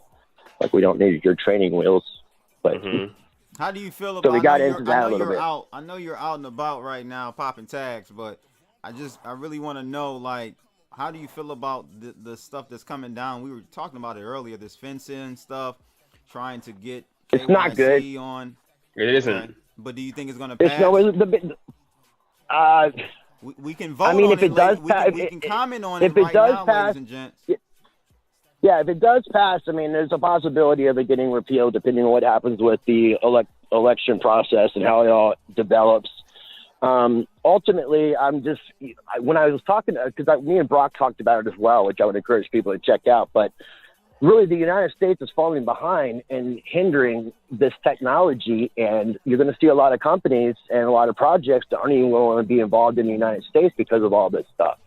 So really, I mean, for the United States to want to be ahead in technology, we're falling way, way behind with what China is doing. China's already got their CBDC kind of going, their digital currency happening. So, I mean, it's game on, and we're over here restricting everything instead of looking at this technology as something that we need to embrace and not put a stranglehold on things, especially when you're seeing all this institutional money come into play as well. Yeah, but it doesn't really affect them. It's more so for the little guys. It affects us, Yeah, I mean, it's like, I think something about transactions over $3,000 or transactions over $10,000 about reporting. Yeah, $3,000. Almost having to go through a method where you're going to be paying 2 transaction fees because you're going to have to send through initially from your unhosted non-custodial wallet to a KYC wallet to then transfer to said exchange or whatever you're transferring to, so that they can. So it helps with their chain analysis. I mean, it just kills our privacy. It takes away a lot of the whole point of what Bitcoin and blockchain represent. Yeah, it's literally just destroying the fabric of peer-to-peer technology. Really, if you think about it, at that point, control and taxation. That's all it's about. Yep. Garbage. So I want you guys to people listening and watching. You have up until January 4th to make a public written comment about this rule. So make sure you guys go over there to the online federal rulemaking portal and voice your opinion about it. You know, I'll drop a link Also, in the description of this channel as well. Something I would say too is for people that are really supportive in the blockchain space, get involved and find out what you can do to help things like the Digital Chamber of Commerce and Coin Center and stuff, because they're actually dealing with talking to the politicians and legislators and somewhat lobbying. And if that's how the system works, we have to play the game as well. So people have to get a little bit more involved with things they care about and make their voice heard. It's really important, especially now, today's day and age. Yeah, no doubt, man. No doubt. Well, Rice, I appreciate the call in, bro. We'll chat soon. Yeah, Trekk, I'm gonna give you a call because I'd like to talk to you. I'll hit you up tomorrow. But I love you guys. Happy holidays, man, and shout out to all the viewers. Hit that thumbs up. All right, bro. Yeah, thanks. Peace out. Later. Peace.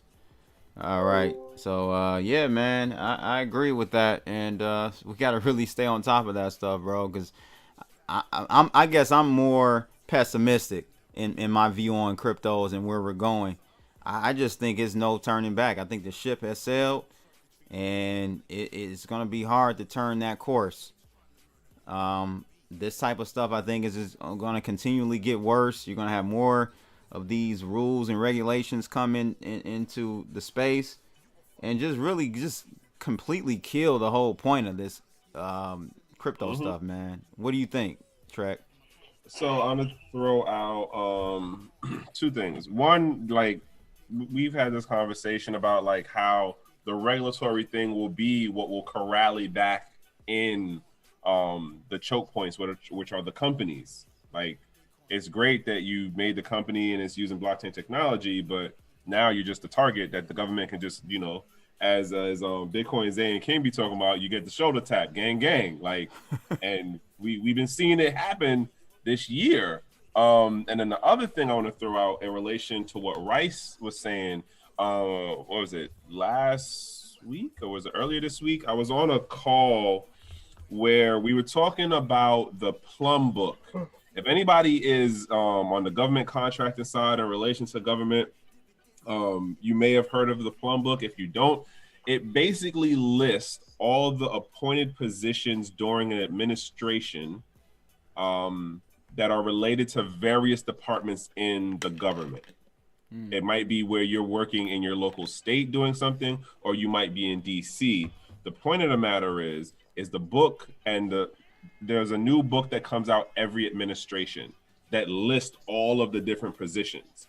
So you could be, somebody who's looking to do something with veterans, and you're doing something with the Veterans Department, or you're working with the Housing Department to help veterans, or you're, as we were talking about, as somebody who's been in the space for a while, or somebody who at least has a certain view of, hey, like, let's keep privacy in on this thing, you could be on a board that actually talks with FinCEN or with Seek or with, the Labor Department if it comes to like, well, how would you pay people in a more secure manner that would be blockchain based? Like, there's different types of titles and positions out there. Some things are just sitting on a board. Some things are like full-on investigations, and you have to actually be interviewed by Congress for the position. But nonetheless, the book is called PLUM Book, Plum Book, and the jobs change every administration. It's literally like hundreds and thousands of jobs in the book. And if you want to get involved on that, like, government level, that might be a way in. Yeah, Mr. G, the recycling guy, I understand what you're saying regarding like being able to create infinite number of addresses and all that, but what you're failing to realize, in my opinion, bro, is that what they're doing is ring fencing. So they're cutting off all those people that don't want to comply with the system, and then what happens is you won't be able to cash out your money anywhere. It's already happening, but they're going to ring fence it even more, to the point where if you're in crypto and you decide not to comply with them, you're literally going to be stuck in the ecosystem, which I'm not saying is a bad thing. I'm just saying if you want to actually convert from crypto back to fiat, it ain't going to happen, So maybe 5, 10, 15 years down the line, when there are more people accepting crypto, possibly, there's a possibility that won't matter. But at the same time, they're going to ring fence them. Any person, any brick and mortar, any online company, they're going to have to use, you know, some point of sale system that, again, only accepts KYC wallets. So again, you won't even be able to spend money that way. So you literally regulate. Go ahead. But how are they going to reverse the transactions if somebody doesn't have a KYC wallet? What do you You're mean? not even going to get to send the transaction to begin with because your address coming in is going to have to be white labeled. Right. Wait, but how are they going to have an Oracle solution to read that index? We're talking about things the money will like just going be lost. right over. It's going right over the government's head. No, that's bullshit. I don't believe that they'd be able to do that, bro. The thing is, I know exactly how they'll be able to do it. So whatever generated wallet that point of sale system has for, let's just use Bitcoin, for example, that you're supposed to send your money to actually pay for whatever goods or service, if that's not a whitelisted service or email address, not email, but wallet address, they're going to just take that and route it back to you and charge you the difference on the transaction fee. Wait, and you probably get shaded. And your joint would get shaded when it goes back into your wallet because of how Bitcoin's accounting setup works. Yeah, the they're not fully fungible. So now you're gonna get those coins back, and they're gonna be colored. They're gonna be tainted. Damn. Like this be the stuff that I think about, bro. Yeah. And then when I say it to other people, they're just like, "Well, no," but I'm like, "No. You over here thinking of like what the talking points are that make it sound convenient and like it's protecting you from some bad thing that you don't understand." And when I try to hit people with the technical stuff, I instantly see how fast I go over their heads. And I'm not even a smart technical guy. I'm not the coder. But my point always is, if I'm thinking of it like this, you damn sure know that they hired someone who knows how to execute it like that. The thing is, we can't just dismiss it and say, "Oh, I'm just gonna, I'll use my own wallets. I'll never use their stuff." They're ring fencing this system, bro. They're literally gonna push all of us to the outskirts, and to the point where we can't even function unless we're doing some like dark web stuff. It's gonna be the convenience factor, and that's just what we've been that's what we've been taught. For generations at this point, technology gives you a higher convenience factor because it eases your things of having to do things manually or do things the long way, or just be able to, I can pay, I can just tap it and go. I can just walk through the sensor and it automatically knows because I have a RFI. Like, you know, like that's technology. Yeah, that's where we're going. And so if we don't start pushing, what I'm saying is we have to start pushing back, not just allowing it and having up and making up excuses like, I'll just do this or we can just do that. No, you got to literally push back because they're just going to close in on us. And then the other question is going to be, how long would you do that for? Right? And then what is the breaking point of where you're just like, all right, bump this. Like, I'm not even going to bother with doing the extra 3 steps that it would take to have my thing isolated or not make some, list somewhere. Like, how long would you do that for? That's another thing that I think a lot of people don't take into account. When it comes into the whole thing of like, if you really, really want to do privacy, and I'm not saying you're going to hit 100% privacy, but at least get close enough where you in the 90s, how long would you do it for? And to what lengths would you go to for it? Especially if you live in the modern world, have a traditional job, don't even get in the whole thing if you even have a smartphone. Even if you got one of the Linux-based phones, and Linux just dropped a new phone like I think a week or 2 ago. It's one of them Bluetooth phones, yeah. I don't remember the thing of it, but the point being is that it's like, how much will you actually do to quote be outside of the system? Are you never going to travel again? Because if you go to China, they scan your retina when you come into the airport, especially once you say, I'm going to go out. Like, don't leave the airport, you're okay. You leave the airport, guess what? We're taking a picture of your eyeball. Wow.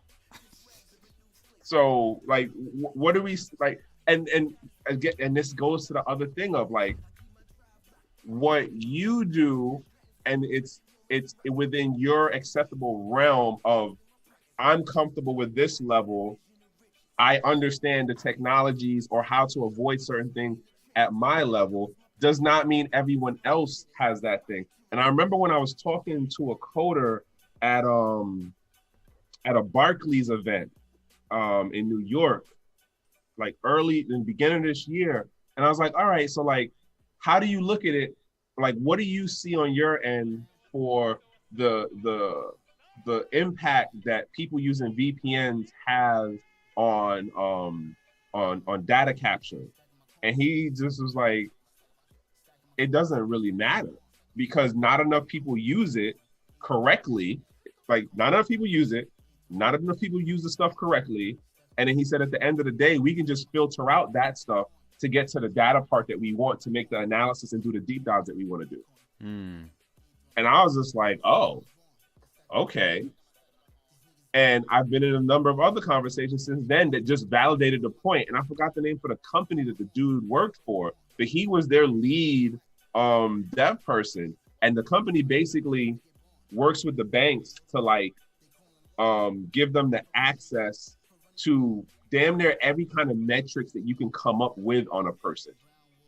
And they're literally just make a sandbox. So a bank or financial place or even a company like probably like the Peloton company, they can have their people go in their platform, make a sandbox, test out different user case things, push it out to a couple of like select, let's say 1,000 users, get the data result back from them, go back in, tweak it around again, and then push it out to the rest of the user base for the Peloton. Yeah, A/B testing. Mm-hmm. Like that's now. Yeah, I don't know, man. I'm like I said, I'm pessimistic on the future of crypto the way I knew it, blockchain or Bitcoin the way I knew it. I think it's been gone. Yeah, I think it's been gone. To a large degree, I agree, but I also think that we can't discredit or like just totally sideline human ingenuity. Sure, and then sure. The odds of like think about the amount of quote predictions that we made. Like I'll put another one in the perspective for you. George Jetson was this timeline, right? We don't got flying cars. We're not in like the super skyscrapers that rise above the clouds themselves. But the Burj Khalifa, bro. Right. We do have the Burj Khalifa. We do have. I mean, they got flying drone cars. Some people got flying drone cars. They exist. But not everybody though. Exactly. Yeah. That's what I'm saying. So like, yes, there are certain predictions quote that we made, and then there's other things where it's like, yo, like who actually described it closest to the T of how it would play out, and on a timeline. Cryptodamus. That's who. Cryptodamus. Look at me. Cryptodamus did. Nigga. He's like, nigga. Oh, dang. Oh, man. Oh, my days. No, but real talk, though, like, I agree with you, and that's what Mr. Recycle guy said, that human ingenuity, basically, don't discount that. I totally agree. The issue is, you got these governments, man. They will ring fence. We still got mixers, bro. We still got Beaker browser. We still got. But guess what? Those mixers can't. If they literally won't accept any coins that are untainted, the mixers will try to taint them. But they're getting good with this chain analysis, man. They're able to pick up which coins are tainted still. Like you get what I'm saying? Like the mixed up coins. They're getting to the point where they're able to still see that some of those coins that you have are tainted. And if it's not coming from a KYC address, they won't accept it. So it has nothing to do about tainted or not tainted. It's literally, I won't accept your coins if it's not from a KYC address. Period. Point blank. Okay. That just kills everything. So what about the freshly mint Bitcoin? What about the freshly mint Virgin Mint? Like, what those about go that? to the family trust and the institutions, bruh. Like, miners don't sell unless you know a miner. I'm not talking about like a whole setup. But one of the things I had, I forgot the exact point I was gonna look to make just now, but because you said the miner, the freshly minted thing. Okay, there we go. Cat and mouse. Human ingenuity. I 100% agree on human ingenuity, but we got to understand it's human ingenuity working on both sides of this joint. And that's why it's a cat and mouse game. You got those of us on this side of the cypherpunk mentality, those of us who are like having a high priority value of privacy and, the ability to enact it. And then you have the folks who are on the other side and it's like, no, we need to have a more, controlled environment and system. And those are some creative people too. Right. It goes back to the big weir, I guess. The good guys and the bad guys. Right. Man, no, it's just class warfare, bros. Like, ultimately, that's what it is. I agree. It's just class warfare. It is. They were talking shit about Bitcoin from the very beginning because the middle class was in it. And literally now that they see that the middle class is getting hella rich from each other. But they're not. That's the thing. That's what I'm saying. 10 pound. I don't think the middle class ain't getting rich from this. Some people are, man. I'm seeing very people, very few. 100X's, man. Like, I understand. When you say the people middle moving to class Puerto Rico, rich, and when you say the individuals are getting rich, that's a different thing than the middle class is getting rich. Individuals from the middle class, let's say, per se. Yeah, that's a different narrative, though. Literally, them taking control of the financial system into their own hand, really. Operating outside the basis of the petrodollar, and that's what they really hate. That's ultimately that's the boogeyman. That's that shit that keeps them up at night. If you think about it. Yeah. I already like the petro thing. I forgot who I was talking to about this, but the Chinese CBDC thing, the whole way that like the SIPS thing has been working for like 3 years now. Like, there's too many things either about to be in process or like are in process right now that I can't see the petrodollar lasting longer than my lifetime, right? Or better yet, I can't see it making another 15 or 20 years. I can't see that. I can, and it's called Fed Now coin. Like the new Fed coin that's coming out, whatever they're going to call it, it's going to be just a petrodollar in the digital form. But okay, let me put it this way: how would it work to be the petrodollar if the other countries are going to be like, well, nah, we're not doing it that way. I'm going to do it in my local currency. And I think that Russia, China, and Germany are already positioning themselves to say, no, we're going to operate in our basket, or we're going to operate in our thing. As far as like, if you're talking like the gold situation. Yeah, I don't think we're forgetting the military aspect. Okay, that protects a lot of the U.S. interests. It does, but I'm telling you, and we will go there to protect our dollar. We will go there, but what is her name? Danielle de Montenegro Booth calls it the next hot war. Like, that's one of the things that she sees is, she's a finance person who used to work for the Fed out of Dallas, right? And that's one of the things that she talks about, where the hot war, the next hot war, which is going to war. Like, we're not talking about kinetic war. Yeah, kinetic war. Country is in peacetime. Like, people really don't understand what it means to, quote, be at war in this generation, as opposed to like what it means to be in, quote, conflict. Right. It's really just a public marketing thing of, are we talking about, hey, we need to go fight, we need to go support our troops and blah, blah, blah, blah, blah. Or as opposed to, you see none of that in the news narrative, none of that in the commercials, none of that in the public social talk.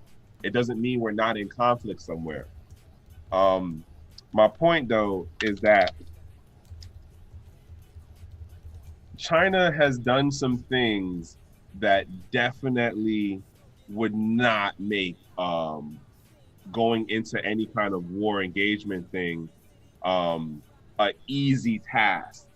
And I'm not saying this as, oh, I'm the military expert.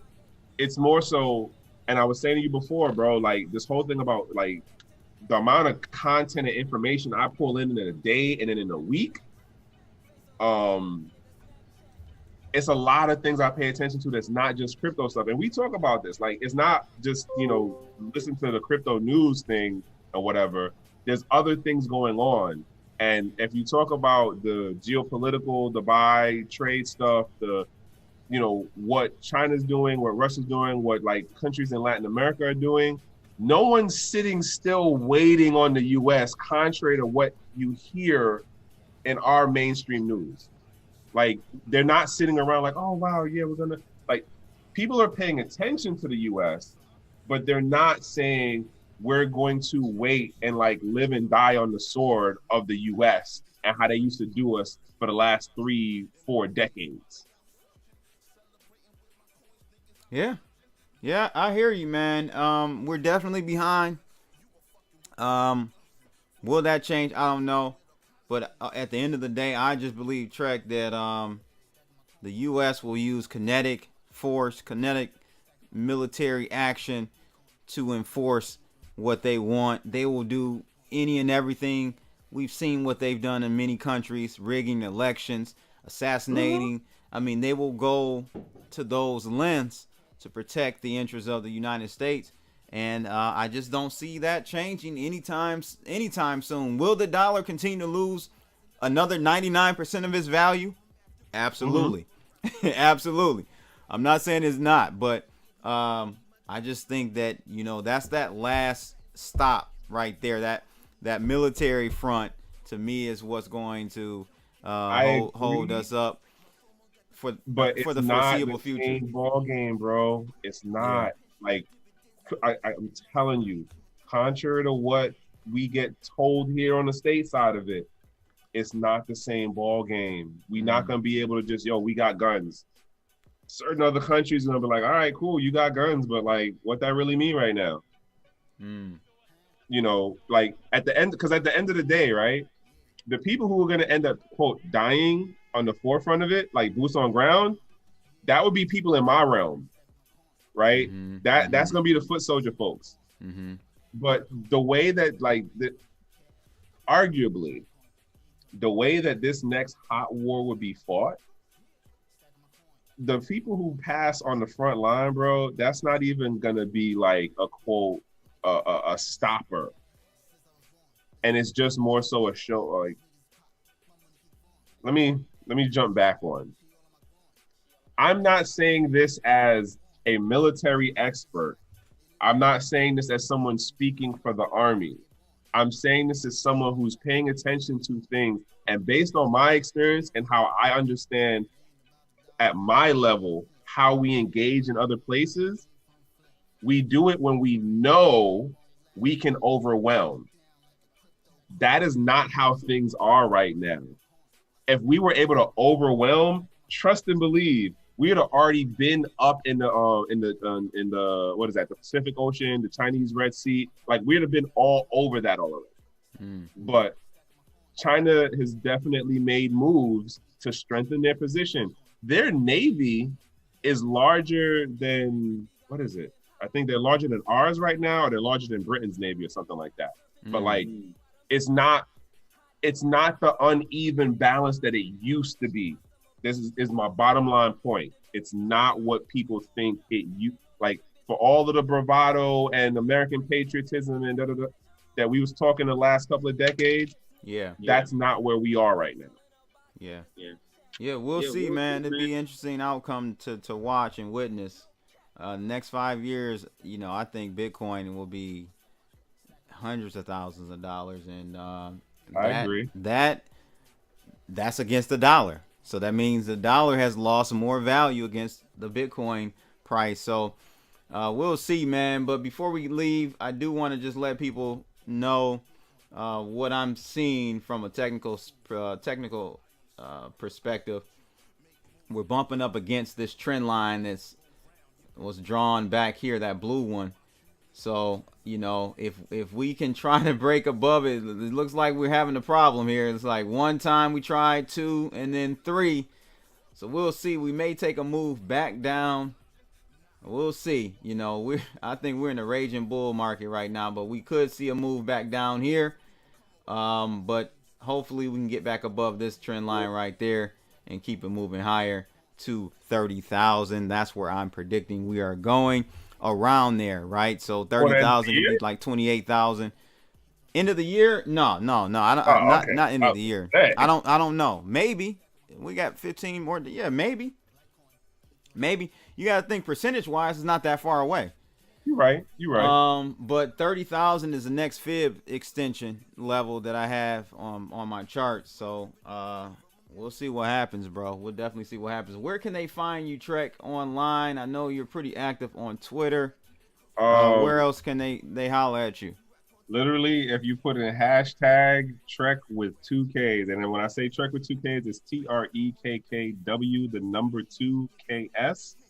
It will definitely bring you to my stuff. Or if you just write in that without the hashtag, it will still bring you to my stuff. So LinkedIn, Instagram, Twitter, it'll all connect to my stuff. 2021, I'm gonna do the YouTube channel. Like what? For like how long now? What? Since 2018, I've been telling you. Yeah, you have, bro. You have. You know, I'm. It took me a while, bro, but I'm getting there. And then like I'm also putting out 2 books for next year. Nice. Yeah. So, but like I said, if you just put in TREKKW, the number 2 KS, it will always bring you to my stuff. All right, bro. 2018, well, I've been telling you. Yeah, I appreciate you coming on, bro. As always, we didn't even get through all the topics. We had such a great time. The Silk Road one. Yeah. Let's talk about that real quick. Go ahead and give me your. So tell everyone what happened with this coder being in prison. Now he didn't get that much time, but it just shows you they're still pressing on this Silk Road thing. That really that pissed them off, man. Tell us about this whole situation with Michael Wiegand. So basically, he was a coder who did some consulting work for them. And it's weird, like when you read it, the way that they made it seem was he got in trouble for consulting Ross Ulbricht as the founder and the guy who actually coded originally the whole thing for Silk Road. But when you read what the charge is actually for giving false statement.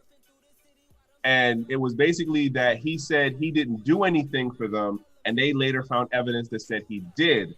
What really doesn't make sense to this is he got less than a year, and I don't remember if it was like Fed time or whatever, but it's like, wait, how you get less than a year if they're saying that like you tampered with evidence, you lied, and you were in trouble for consulting. So It definitely sounds like there was a plea deal somewhere in there. Yeah. You know, he may have, I don't know, timeline wise, if the feds found him first, then got Ross. It'll be interesting to do a little bit more digging to see, because if they got him first, the coder, he could have snitched and flipped on Ross, and boom. Yo, Rice, if you still listening, I know you know on this one. Remind me, we got to talk about this when we talk this week coming up. But yeah, I was wondering that too on the timeline part of it.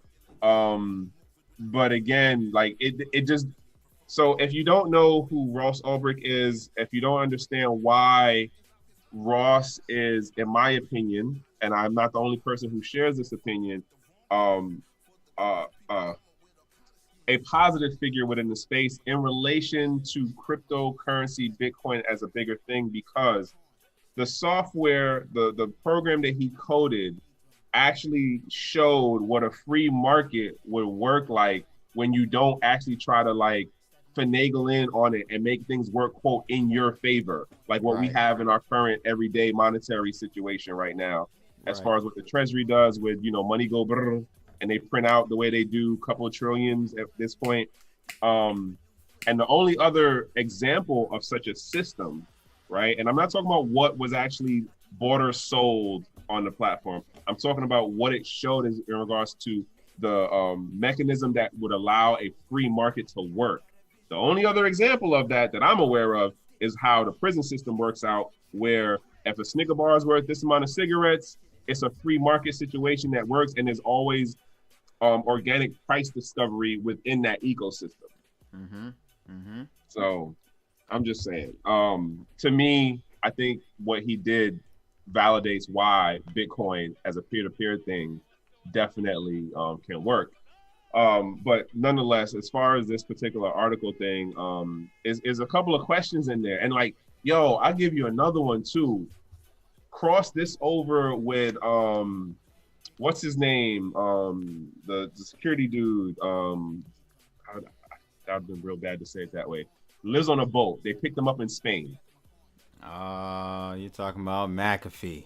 McAfee. All right. So, and then dude from Centra, he's gonna get like a year and change. A year and one day. Right. So now look at the situation and how it was playing out. Right. They were tapping individual projects and individual companies, and I honestly think that at a certain point, they started cross-correlating who was being connected to what projects. And that's how they started like going, through the space and getting certain, and starting like bring charges and indictments against people. This situation, it also makes me wonder, considering when Ross got arrested, when he got sentenced, and like how that whole thing played out, how much of that is like the fallout that we've seen play out over the last 2 or 3 years. Yeah, that's something to think about. Definitely, man. Definitely. Well, ladies and gents, it was a great conversation tonight. Thanks again to Trekk with 2Ks. Should be 24Ks because we had Bitcoin 24,000 people. Right. But thanks again, Trekk, for checking in with me, man. We got to do this more often. Make sure you guys like, share, and subscribe. Click that bell. Comment in the section below if you're watching this after the fact. That's my Off the Chain episode 52. You up there, bro? Well, yeah, I guess so. We out of here, people. Holla! Bitcoin, Litecoin, Ethereum, cash, stacking my coin, stacking my coin, stacking my coin, stacking my coin. Bitcoin, Litecoin, Ethereum, cash, Bitcoin, Litecoin, Ethereum, cash. I'm old school, Beretta, eye on the sparrow. I told you, make moves, nigga, stack the dinero. Hands make the world go round, you better get some. I don't know Fuck it, do it live. I'll write it and we'll do it live. Fucking thing sucks. We'll do it live. Okay.